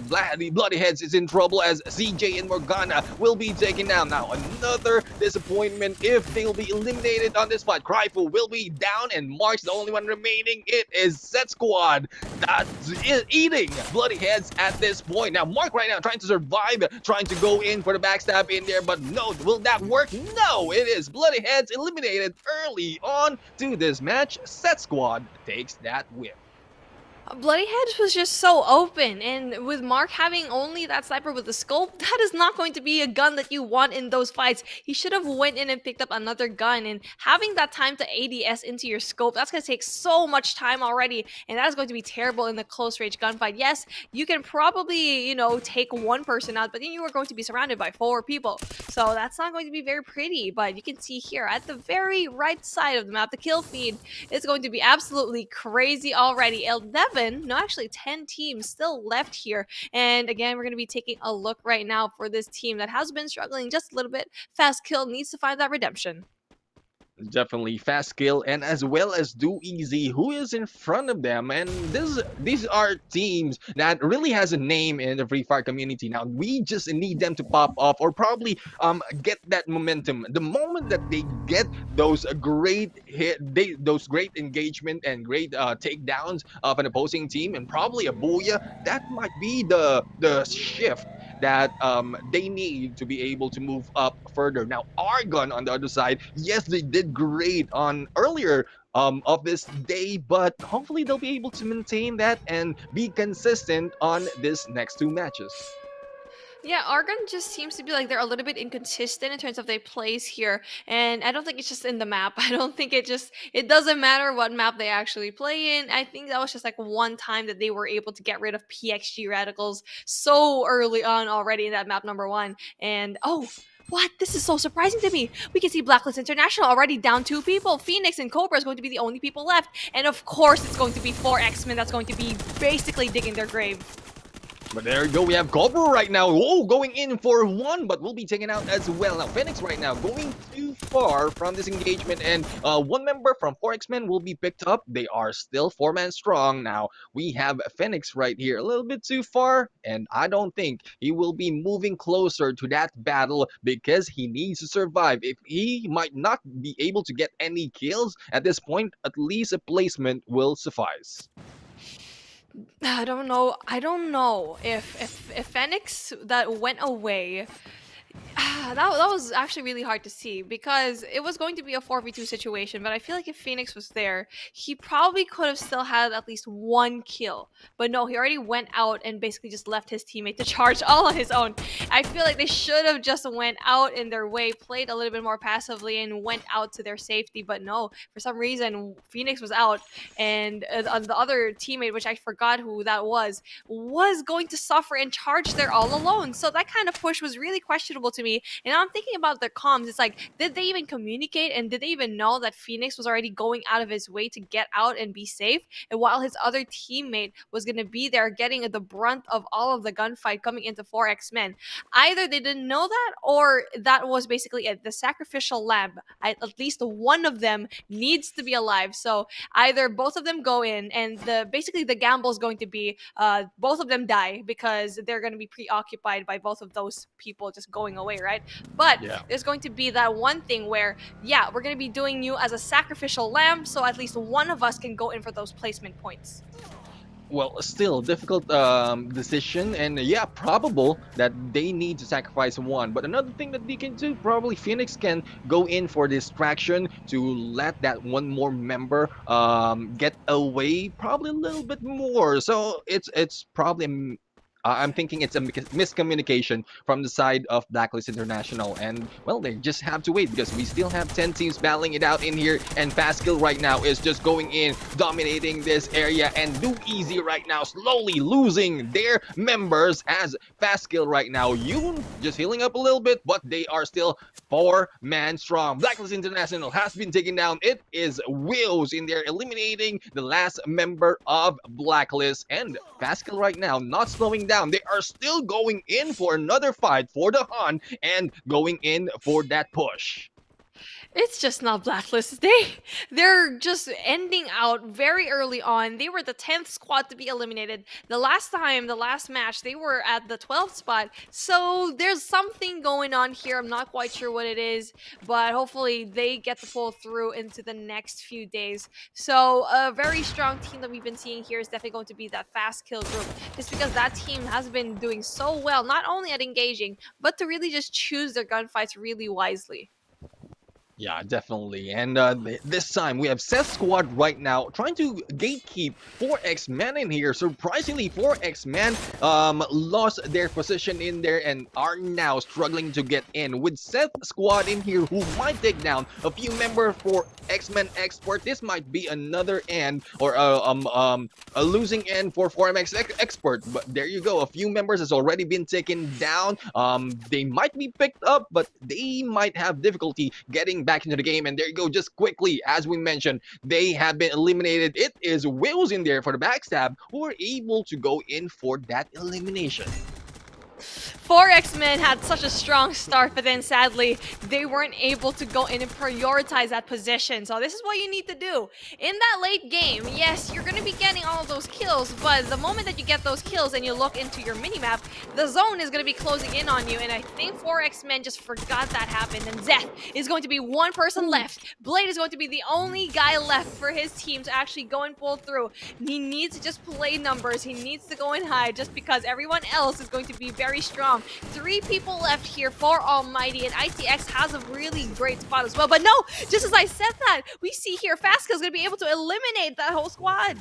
Yeah, fast kill is a way to get a lot of kills, and Seth Squad has been taken out in there. No, fast kill has a good position. Unfortunately, Almighty has already lost a few of the members, and JC is just struggling to get in. 0 kills at that point. But Wills right now is in here going in for the push, but no, they will be taken down or going against Argon right here. Now it's a 2-man from the side of Wills as Argon and MY right now trying to boot them down one at a time. It's Pedro in there going in for the kill, but there goes Alforte for that hit. And will they be able to eliminate? No, it is Wills who goes down. Argon is still alive.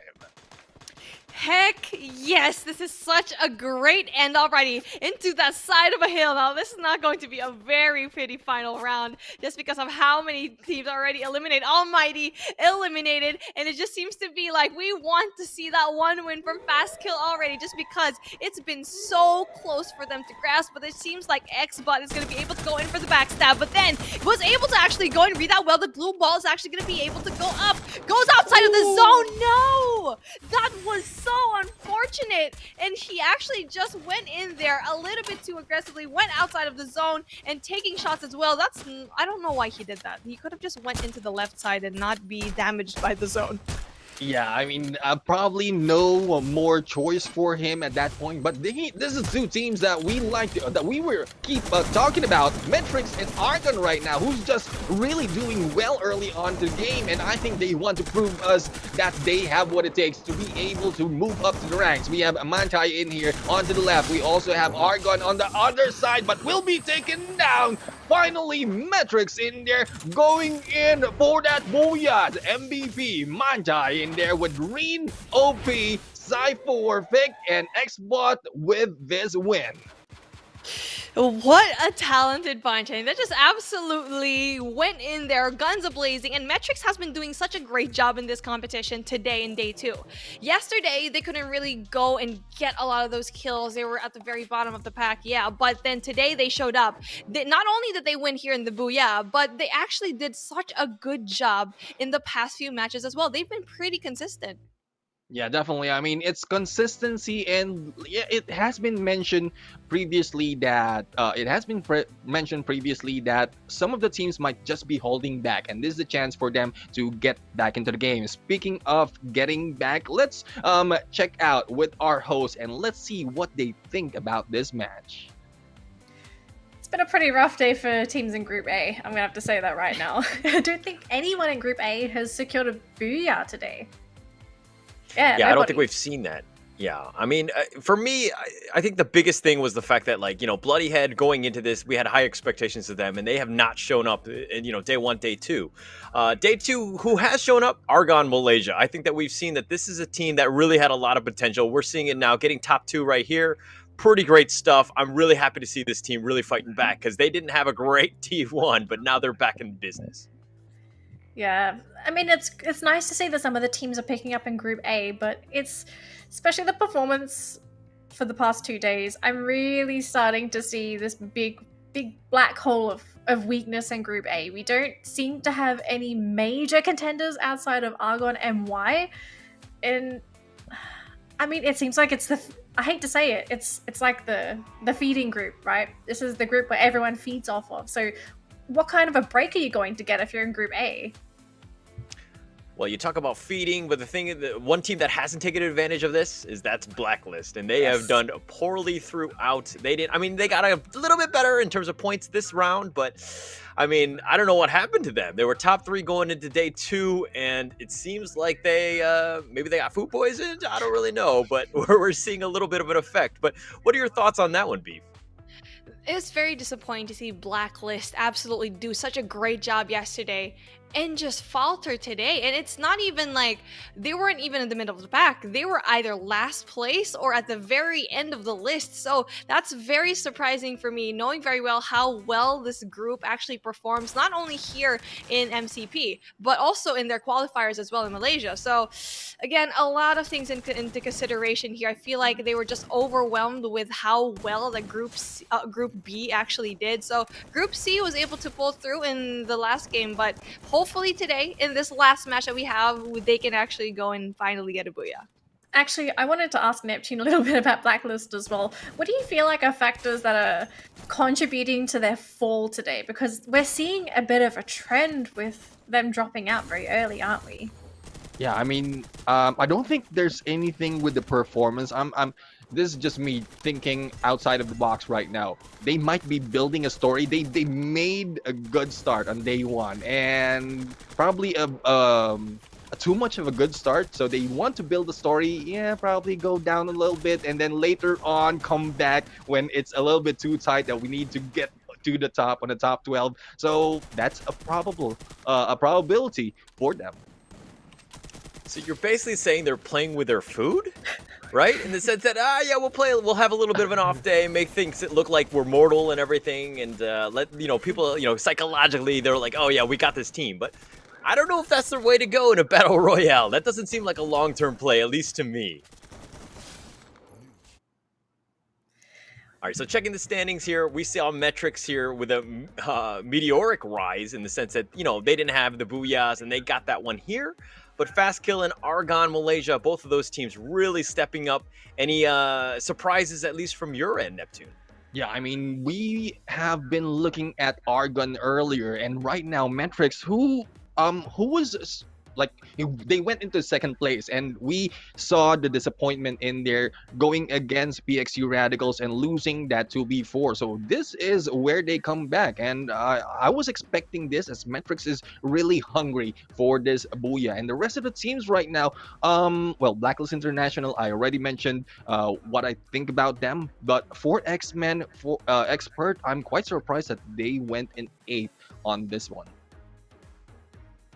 Yeah, unfortunately, they did seem to actually drop rather early. And is it a case of just some of these teams running into some really bad matchups? Is that mostly the case where some of these bigger teams are going down because you have 2 Titans going up against each other so early? I'm wondering if you just drop someplace completely different, right? And just go off the grid, something like that. Just change it up. Because whatever you're doing right now, and I'm talking to the bottom teams, it's not really working, right? Something has not really been gelling today. I don't know what it is, but it looks like a lot of the teams have changed their strategies. We're seeing some of the teams that didn't do well really step up here. So I just think that teams need to just change it up, right? If the strategy's not working, you got to go back and you got to change something so that it makes a little bit more sense moving forward. But what are your thoughts on that, Beef? Oh gosh, yes, that's me. But yeah, like you can actually say that probably one of the most unlucky teams and consistently second placer teams would be Fastkill. They're just this close to always winning it, but for some reason it just doesn't happen. Either it be the circle's not in their favor or just something happens, because this team definitely is probably one of the most deserving teams to get that win. They just need to polish it up at the very end to win those really final gunfights. And comparing them right now to Blacklist International, I think is a very great comparison, where Fast Kill really went up in the ranks and Blacklist International just faltered. So they're a little bit on the opposite sides of the spectrum. So I feel like either one team does well and one team does terribly. So that's the kind of energy that they feed off of. Right, team, so we've got one more map to go. It's going to be Bermuda, the vanilla map. This is a map that, honestly speaking, no one can really go wrong. The only thing that does go wrong is someone you don't want drops next to you. You path, unfortunately, into another team that you don't want to match up against. Thirdly, the circle doesn't go into your favor. Final match of the day, who are we putting our money on? If I may answer that one first, I'm going to go with Argon, right? I've been riding this train from day one or day two. I thought that they could really step up here. I expect nothing but the best, but I'm sure everybody has differing opinions on that. Neptune, what do you think?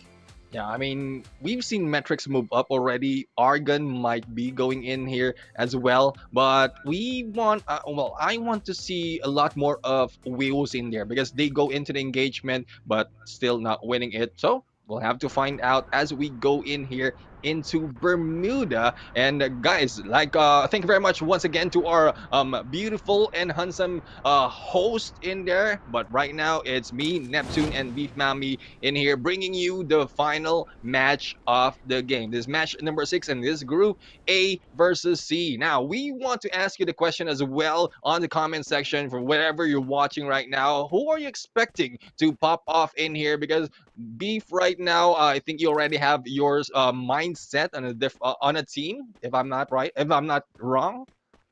Yeah, you're absolutely right. And I've already said it before already, just a few moments ago. I think Fast Kill is in that upward trajectory to just probably get that booyah. And hopefully they're not going to be ending up with the second place yet again, because I'm pretty sure they've been second place for the longest time out of everyone else here. They've been consistently doing that second place. But hey, it's still going to be good just because you are going to be getting all of those placement points. But then, oh, so early on, Morgana's going to be getting some shots. Gets eliminated early on, and it's going to be so easy. Fast Kill already making their mark on their paper. Yeah, I think they've heard you and they want to go in here for the win. And Morgana right now has been taken down from side of Bloody Heads. And Bloody Heads, another team who is really struggling from yesterday. Hopefully they'll be able to turn it around, especially some of the teams as well that was mentioned. Now, some had turned around probably not for the best, as we talked about Blacklist International in here. So I'm just hoping that I'm right, because if we talk about skills and probably nerves, they lost that into day 2. What more will happen on the upcoming game? So I'm just thinking that it's not the skills that they lost, it's not the accuracy, it's not everything that they need on this game. It's more of they're trying to psych out most of the teams in here.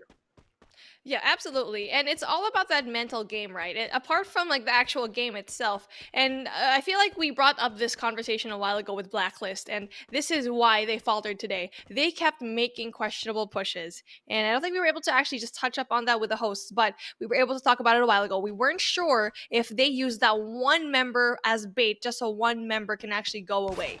Rather than push out as a duo, needed to have that distraction. So that didn't work out for them. And a lot of the times it doesn't work out. It's just like a new dawn, it's a new group, and they know what is going to happen. And all of these teams have studied everyone already so far, and that's why we're seeing such a shift in momentum in all of these teams right now.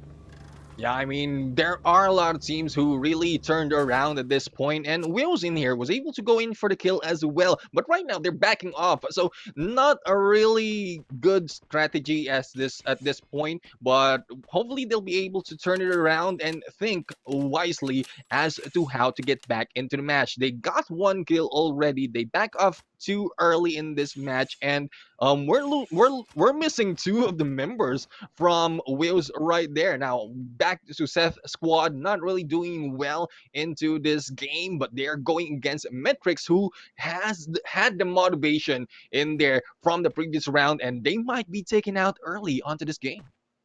You know what, Zeth? Let me be your motivation. Just because they need it. They've been at the very end of the spectrum in terms of all of these points. But you know what? It's still going to be very well for them. They are at the 11th spot. That is not going to be comfortable because you want to stay in that top 12. And it's going to be that final circle going in there to actually get a lot of these points. And Zeth has always been eliminated at the very end or into the middle of the matchup. So that's one thing that I like to see, because Zeth doesn't usually get eliminated early on, unlike what we saw with Blacklist. They've been consistently in the middle of the pack. So that's something that they need to keep going. But at the end of the day, being a little bit too safe is not going to give you a lot of points to begin with. 11th place, that is not comfortable. Yeah, definitely. I mean, you need to have a little bit of leeway just in case you come into a day wherein everything just went all wrong. So they need to have a little bit of leeway for failure and still on the top 12 of this lineup. But well, we'll have to find out. We'll have to find out. There's a lot of changes in here from this game, and these are the teams. Now, the reason why we're calling out those at the bottom or those in the middle or those who are not really moving up and down into the leaderboard is because we just want you to give us a great show, because the more great battles engagement that we have in here being shown to us is the more exciting that we go as a shoutcasters. Would you agree, Beef? Yeah, exactly. And it's all these teams, it's all these players. They are the reason why that we are going to be shoutcasting here so well. And the observers are going to be giving us the hot action that we deserve. And speaking of the hot action, Almighty almost getting a lot of those kills, and Jay-Z really applying that pressure to that one vehicle. But then sadly, that might have been a little bit detrimental on their end just because they gave away their position. And knowing very well that you are not going to be able to actually get that vehicle to explode from that far away, it's a good thing that there's not a squad near them here in Peak. Yeah, I mean, Almighty is a little bit too predictable when they're landing. I know they will be going into peak, especially when they're in Bermuda. It's a good thing that no one is contesting that from them. That might have been an easy kill. But right now, speaking of kill, we have Almighty right now trying to go against Enigmax right here. And there's one member from the far side. Oh, the push in there on the vehicle and the takedown by Batman. And we have the rest of the teams. Jay-Z right now going in against Black, and Ren right now going for the push from this side. Almighty right here popping up, going in for those hits for that last member of Enigmax. Number 2 right there trying to back off. Hopefully he will be able to get away, otherwise their teams will be eliminated from this match. Batman is already out, but here comes Blacklist International up for Vlad. They want to go in for those kills and probably get back into the game.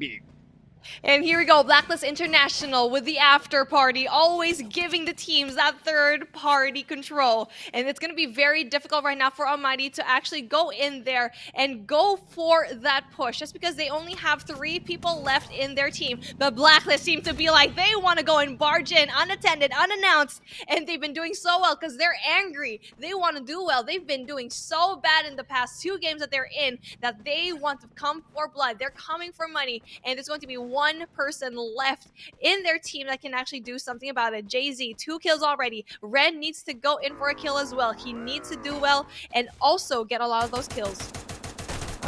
I'm quite surprised how Blacklist International is moving right now. They are going in for the kills, but speaking of kills, we have Enigmax in here, the final member being taken down by Wheels in here, and that will be the second kill for Wheels at this point. Now, going back to Blacklist International, earlier we called them out that they are not performing to the full extent, and I mentioned that they might be holding back, and this time I think they heard me and I think our tactic has been revealed, and we like to show that they are not doing that, so they are popping off right now. And that's just me being the devil's advocate. But speaking of which, we have Argon right now, another team that we want to see pop off going against ITX, who's not very lucky at this game. Hopefully we'll see a lot more of these teams, but this is the last chance for today, so Argon will be in here being taken down Pedro with only 2 members left, and X2R might be going down. Sparks right now in head-to-head. Argon will be taken down. ITX will still be alive.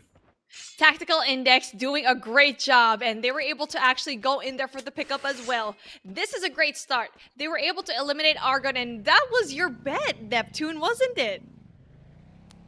Yeah, I mean, Argon in there, I want to see them pop off. But ITX right now, another team that I like to see. I mean, those at the bottom right here of our list, we just want them to move up a little bit, tie to tie onto the game and give us a good matchup into the scores.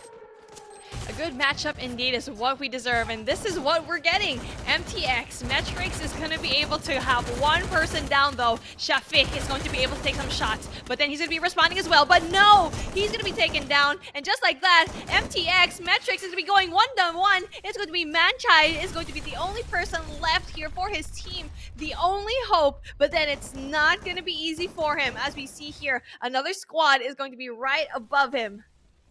Yeah, I mean, another squad will be above them. Blacklist International has just decimated them, and Manchai needs to survive or probably just get away from this area to be able to get a good placement. But Set Squad will be on his way, and as well as Do Easy on the other side. So he's in the middle of a lot of teams right now, and I don't think this is a good position for him because there's a team from above and an easy nade for Manchai just in case he got spotted. You already know that once you go up in that tower, it's going to be game over. But hey, if you're the only person left in your team, then maybe it's okay. Because if you put your whole squad in that little tower, best believe 2 grenades, you're done for. So the fact that he's only going to be hiding there as one person, that's okay. Because everyone else is going to be preoccupied by all of the squads already pushing into the circle. Yeah, I mean, Do Easy right now already popping off. They want to move in onto this match. Though this is the last chance that they have, they might have done that, or they should have done that earlier into this game. But yep, late is better than never. So hopefully we'll see more of Do Easy at this point because there's a lot of potential as well as hopes for Do Easy at this point.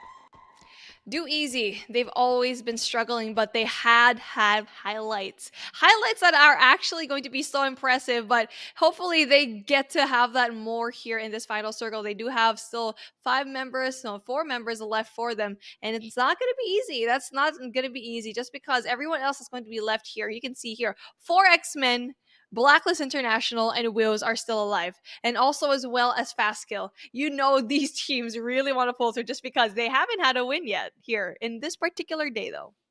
Yeah, I mean, another team that doesn't have, well, there's a lot of teams that hasn't had a win just yet, but some who got too close for a win. Well, hopefully we'll see more of this team. Set Squad is in here, though they have a chance to go in for those elimination, but they chose to go for the placement and a little bit too passive at this point. Now, the problem for passiveness, especially late into this day, is you've lost your opportunity to move up to the rankings, and you will be getting used to being passive and just going for the placement points, and your skills might not be practiced that much, especially on this part of the competition.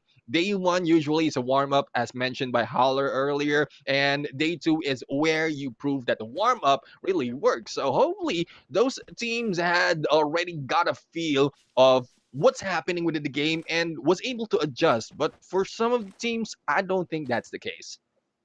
You know what? You're absolutely right with the point that you made, that if you are going to be making like the same play over and over again, and we saw that with SAF, like they were able to go in there for that first booyah, right?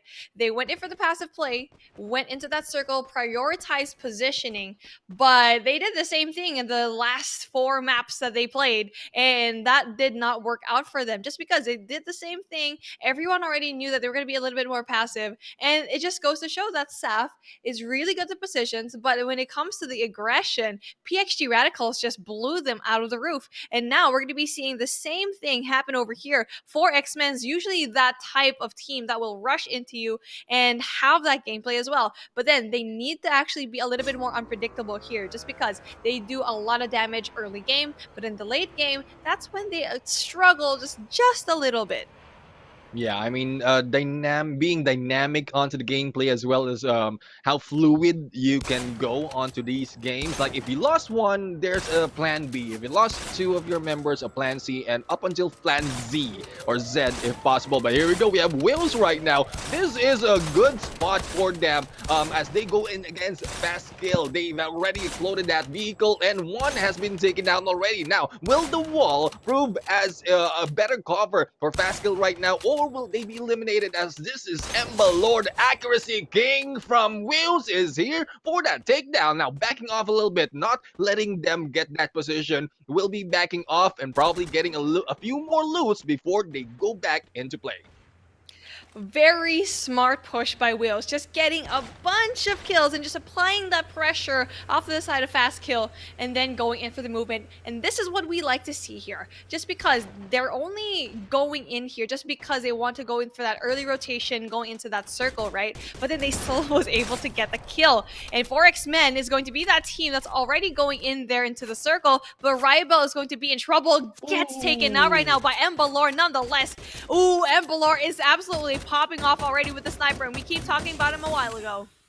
Yeah, I mean, Embalor in here, and if I'm not mistaken, they're in the same spot previously. They love the bridges in there. Wills love the bridges in there, and Embalor on a sniper. Ooh, he will be on fire. But speaking of fire right now, we have in there Embalor still going in for the kill against Do Easy. But 4X is in here. They need to get a lot of kills. They can take a knockdown, but not really eliminating a team member from the opposing team. They need to get those kills as they have a good position already.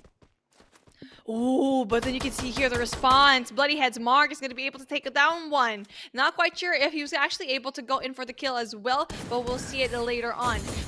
Fourth, though, is going to be able to actually go in and take out Blade, so that's big kills for them already. Will seems to be like they want to win this one, but then we're going to be seeing a gunfight ensuing right now. It's going to be such an amazing kill. Jembao is going to be going out already. Do Easy's not going to be having an easy time.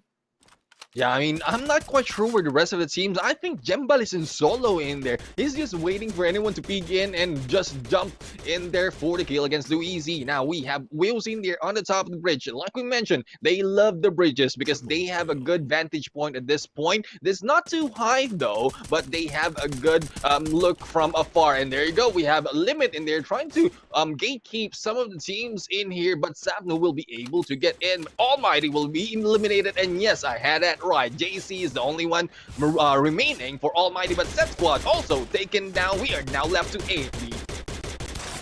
Take a look at this final circle. It's all in the favor right now of Wills. If Wills drops the ball, I don't even know what's going to happen anymore, because just like that, you can actually try to throw a grenade, but then you just can't do it from that far away. Metrics is going to be eliminated already. Quadra kill in play. It's going to be so hard for them to go in for the push just because of how well Wills is going to be able to actually go in for the defense. They just need to chill out. They need to let all of these teams just do their job, eliminate every single one of them, and then go in for that vulture, sweep down, get those kills at the very end. Yeah, I mean, despite where they will be ending up on that bridge, if just they hold that, they have an exit strategy from this. There I go again. They have an exit in there from either side, but here we go. We have Do Easy right now, not exiting that swiftly as we have one member remaining. Now, Wills in here still on the lookout. They have the wall in there, and like what I mentioned, an exit for either left or right in there, but Embalor taking those kills, and Fast Kill MY will be eliminated by a different team, but Embalor is still at it for this snipe hit. How many squads did Embalor take out already? This is absolutely crazy. But there's going to be one squad right underneath that edge of the bridge. They need to go in for the push. They actually left their position, which is going to be very surprising. They went in for that top half. The hill is going to be occupied right now by Wills. And it's all up to 4X to actually go in there for the contest. But no, Goku's going to be going down. Spade is going to be the only person left that can actually do a difference. Does be able to pick up, though. Blacklist International is going to be eliminated as well. It's going to be this squad, Wills versus 4X-Men. That's going to be the only squads left here. There's going to be one thing, one fence. It's going to be 4X-Men eliminated. And just like that, Wills with a second booyah for their name. Absolutely crazy. Embalor popping off and getting rid of every single one of the squads that comes his way.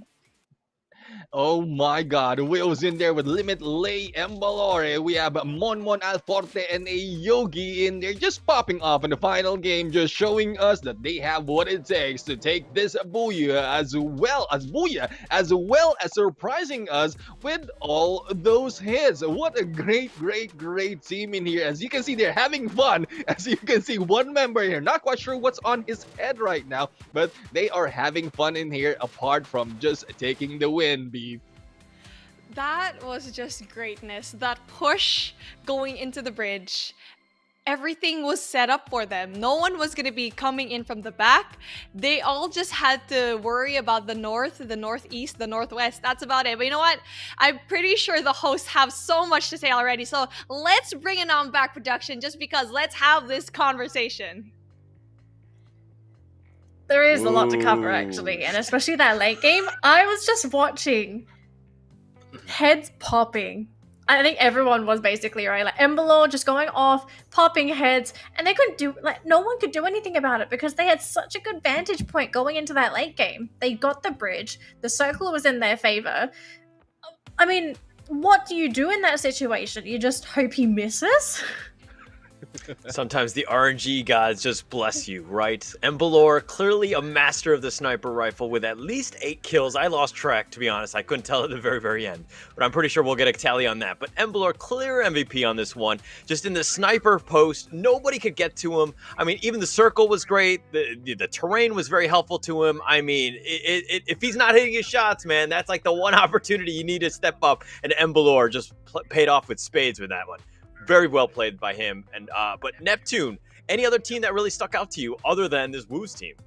Yeah, I mean, well, Wheels in there, ITX as well. They went against Argon and was able to eliminate Argon in there. Argon is just popping off. They are popping off today, but ITX just, hey, you have to stop right now. We just want a little bit of a highlight at this point.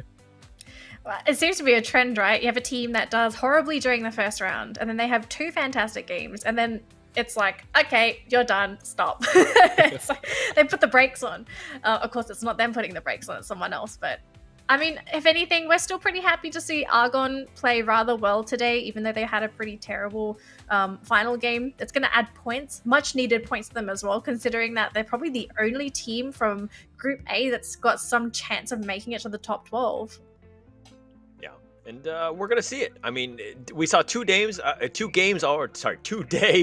matches, and we're gonna see what teams are the most consistent, right? Supreme of Air Force is really up there. Blacklist, not the greatest of days, not the most consistent, but they're gonna kind of mellow out somewhere in the middle. And maybe they do play, possum for now, as per Neptune's psychological warfare of just playing it like they're not very good. But it's gonna be interesting to see just how teams kind of proceed with this league, because we have 10 more days after today. And so there's plenty of opportunities to really step up or to step down, as per what you said, Neptune. Yeah, I mean, there's still a chance for you to show them that you're not that good enough. So if you see our name on the kill feed, just come over and try to kill us, and then we just turn it around. Beef, I just want to ask. So for the past 2 matches, so we know that 4X-Men, they're the closest team to potentially take that first spot away from Supreme Assault Forces. Do you think they got the 40 points? No, they didn't get that. Because yes, they got a lot of the placement points in that. They did get that 2nd place, but in the last matchup, they actually got like 4 points because they placed 8th. So that's not going to be a lot of points already, just like really counting it out. So again, there's going to be a lot of points already for the side of Wills to get. And I think one point that I really want to make clear is just like, you're going to be seeing these teams that have star players that if they pop off, like Wills, like Embalor, and for the side of Bloody Heads, that'd be like Morgana. If they pop off, they can basically bring it to the point where they can get booyahs and get those kills as well. So I think that's a lesson learned from all of these teams, where it's not just about that one person, because you need to be consistent. It is going to be that team game, right? That everyone needs to do well. Everyone needs to do that contribution. And if your teammate pops off, yeah, you go support them. But make sure that in the other games as well, in the next few days, that you as a team will be really good. So I want to have a bit of a group discussion here. Sorry to cut you off there, Hauler. I want to ask you this first, actually. So from just week 1, we're already starting to see a semblance of the teams that are basically dominating in the groups. Group A, the closest thing we have really is Argon and Y. Group B, we've got a couple of teams. Group C, we've got a whole bunch of teams. Supreme Assault Forces right now, they are currently leading in terms of points. Do you feel that they have so many of these points because of how the groups are organized? I'm gonna say no. No? I don't think so, because it's at the end of the day you're gonna play everyone else, right? And if I feel like okay, let's just say I'm in Team A and I'm Supreme Air Forces, I have 5 other teams that are really not that top tier, right? So it would be much easier if I was in that group. But they're in Group B, which is, let's be honest, it's not the worst of the worst. They still have some pretty good teams in there, but it just tends to be like Group C is just murderous row, where there's very good team after good team after good team. And they're going to have the hardest time, really showing themselves up and shining in this league. Beef, what about you? What do you think? I actually think that Group B is so much better today than yesterday. So I think they're an even playing field, Group B and C. So A needs to really catch up, like what you said. It's really just Argon that's really pulling through for their team. But B, we have the top 2 teams coming in from B. We got PXG Radicals, you have SAF as well. And Wills is basically going to be coming out for Group C. Blacklist International just went down so many tiers already. So one team that I definitely have noticed that has been a little bit more consistent for Group C was definitely be 4X-Men. Even Fastkill has been struggling to be consistent. So definitely a group that has been consistent, Group B for sure. Neptune? Yeah, I mean, if we're talking about SAF and how far they went in, I'm not thinking it's the groupings. It's just the performance of each group going against. Probably it's not SAF who's winning because of that. Some of the teams are losing because of the groupings, and if they are not going in against a team like PXG Radicals early on, or like what happened earlier, PXG Radicals, if they have been taken out early and not going against SAF, then there might be a chance for SAF to pop off, or other way around. There's also Blacklist International. If there was a chance for them to take them, or Blacklist International take them out, take out SAF in there, then it will be even field for some of the teams. So still a lot of surprises that has been coming on despite of all the games and all the matches from each group and each team, all the changes with them. I still couldn't read that much on specifics. Okay. And even if the groups, you might get placed in a somewhat weaker one, or you feel like it's you have a less of a chance, so to speak. We do have a rejig halfway through the league. We're going to be changing up the groups, so it's just a matter of if that might happen. We'll see if in the second half and see how teams do really change up their how they play better, or they score more points. We're gonna have to find out, right? We still have yet to see that. Yep. All right, fair. Do you have anything you want to ask, Paula? No, not at the moment. I mean, I think it's just a matter of these highlights, right? Just watching the Embalor highlight train. I think it's just a matter of who's going to be clipping this, who's going to be saving this here, because he was pretty much just killing everything here. It was very impressive by him. But I think in terms of the standings, Woos really stepped up, right? Yes. 13 kills, 25 points, right at the top. 4X-Men. We talked about consistency all day today, and they're going to be very consistent with that. But Blacklist, this is pretty surprising, right? Yeah, they were in 8th, they got 8 placement points, but they got 5 kills as well, and that really helped them close off the day of a disastrous day too for them. Yeah, I have to say this weekend it's been a lot of Filipino domination. The Filipino teams, they might be weak in numbers, but oh my god, they're doing well in terms of points. It's quality over quantity, right? Actually, I want to ask our 2 casters this. I'm not sure if Beef or Neptune wants to go first, but why do you feel the Filipino teams are dominating so far? Is it their general play style? Do you feel maybe the teams are just stronger in general? Like, what makes them so strong over the Malaysian teams thus far? Go ahead, Neptune. You go, take it. Okay. Well, probably it's more of the communication. There's like earlier during the cast, Beef mentioned a term in Filipino, in Tagalog, and that is normal across everyone. And those slang, those words, those communication that you use with everyone else, it's so general that it's easy to give out a command or probably a signal to some of the teams. Another thing is flexibility. There's a lot of things that has been happening in the Philippines, but yet we are flexible enough to adapt. That might be another factor. So there's a lot of things, and I'm not just talking about the Philippines. There's a lot of countries as well doing the same, but I think these teams know that, and they're just applying what they got from real life into the game. So you talk about communication, you talk about, the other factors that might happen as well, but is it the food? Because we're seeing a lot of consistency in just how they're just tearing it up. I mean, Supreme Assault Force has just been on fire all day today. Woos has really stepped up big. I mean, it's got to be the food, right? Oh, come on. I mean, I was about to say it's the adobo. It's really the adobo, that really yummy dish that we usually have to power up all of our players. Excellent. Malaysia I knew it was has something. pretty good food too, not gonna lie. But clearly not as good. That's what I'm just trying to say, right? I don't know, I could argue. I mean, both places have really good food. I'm a food connoisseur myself. I'm kidding. But they're both delicious. Both delicious countries. I mean, I think they just need to power up with some of their food just to kind of help them out as we go into day 3, which is going to be starting next week on Saturday. Yes. So we have a lot more games ahead of us, and I'm really looking forward to this. But here's the overall standings. Supreme Assault Forces, Radicals, Woos as 4th, but 4X-Men, they snuck their way in the top 3 here. Pretty big step up from them. Yeah, I mean, they did have a couple of pretty good rounds, so I'm not surprised that 4X-Men are up here. But to see PXG Radicals and Supreme Assault Forces still maintain their top 2 placing, I think that's a little bit of a surprise, right? Because we're talking about how strong Group C is, but then it seems that so far Group B have been the ones to be really reaping in the rewards. Like, why is that? I will let Neptune answer that.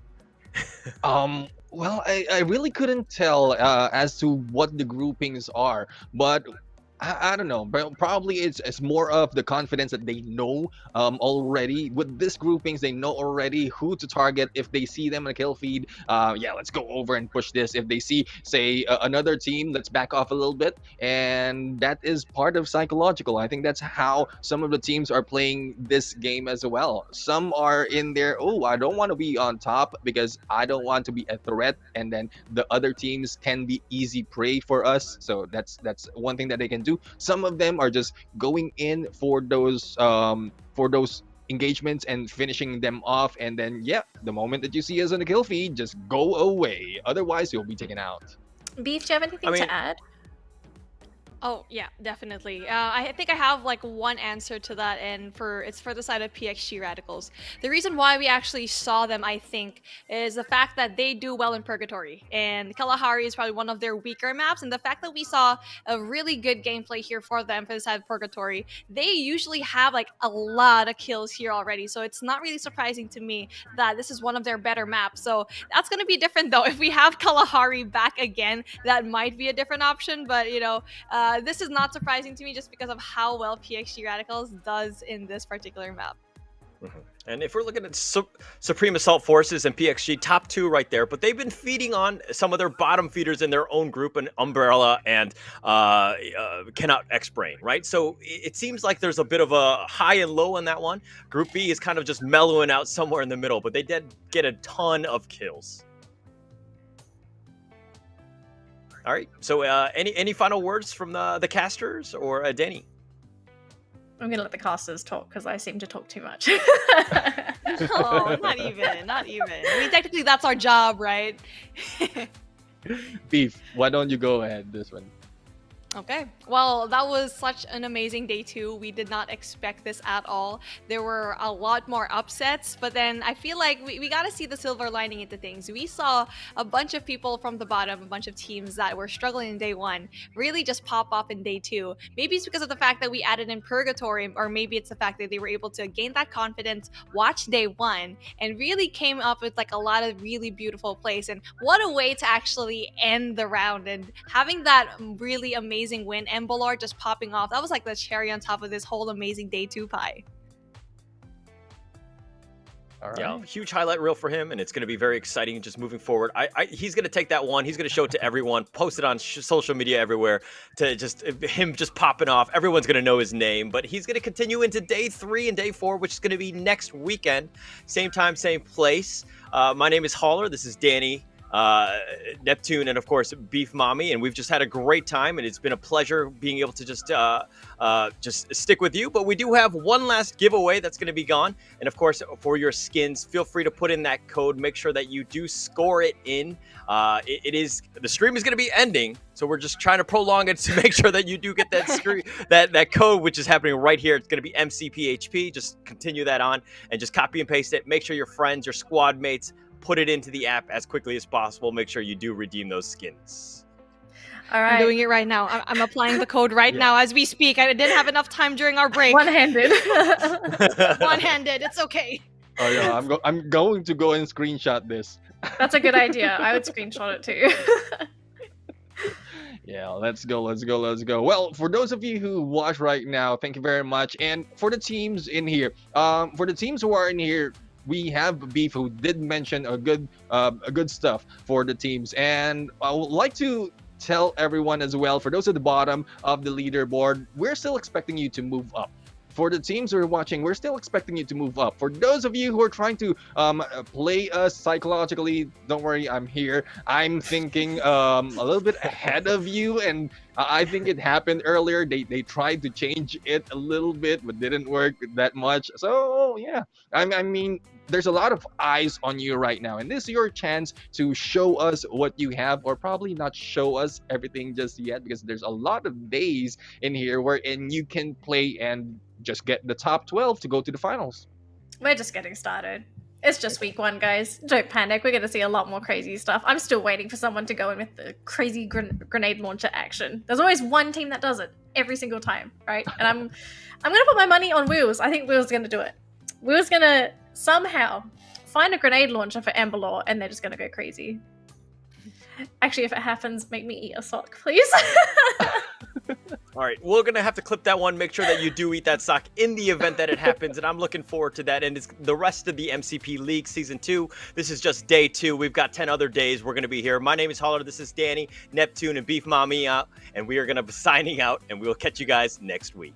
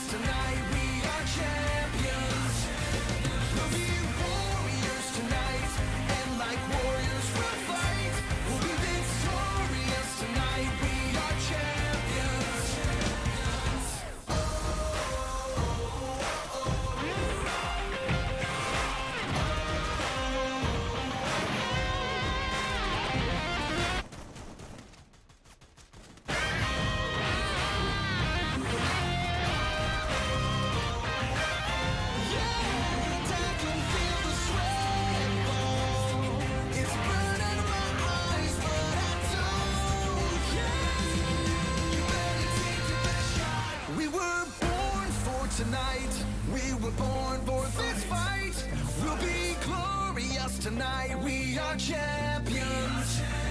We'll be warriors tonight, and like warriors we'll fight. We'll be victorious tonight. We are champions. We were born for tonight. We were born for this fight. We'll be glorious tonight. We are champions.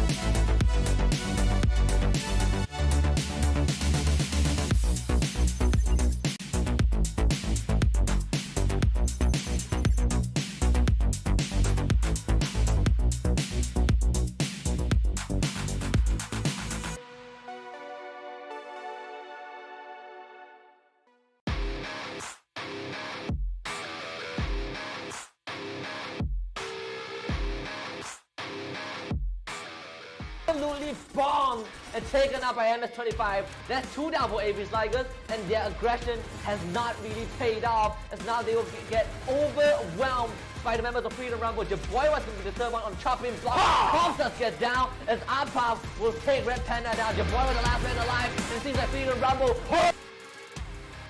will be forfeited for sure. Shaw's trying to help out, but this is going to run into 3 different crosssets. Run, That my is boy. not good for Shaw. They're going to try and gun them down. In fact, they will.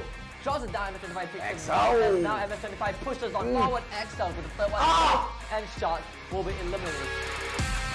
Catch up to Geek Fam. Can they do it? They got one down. Calls at the window. They're rushing in. They're gonna take out Comp. Dress goes for a rotation, but he takes himself out. Comp down. This is it. AKO. Not gonna make it. Back International. They haven't seen him yet, but now they do. Mr. D trying to survive this one versus 2. Turns the rock. Oh, wow! Takes out both. The all barrel explosion.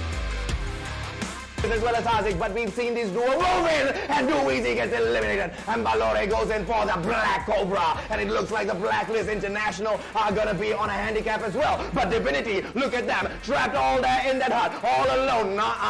They have got their friends in there for the support, and even Geek Fam can't take them out just yet. Whiteface knocked down by the play zone, but they are still going in here for the final battle. Abyss! But he doesn't get taken down. Ladies and gentlemen, boys and girls, Isaac goes in here for the wipe. Divinity still standing up. Guns are on the knock right now. Husky Pandemonium! Geek Fam on a roll. They might just get this. His views is already out. Divinity not gonna survive. Batman is still there. Geek Fam with 2 men left to right. Fast Group and my Blacklist International about to get eliminated as Geek Fam continues to survive. The Kings have returned. And Geek Fam nails their first booyah of the grand.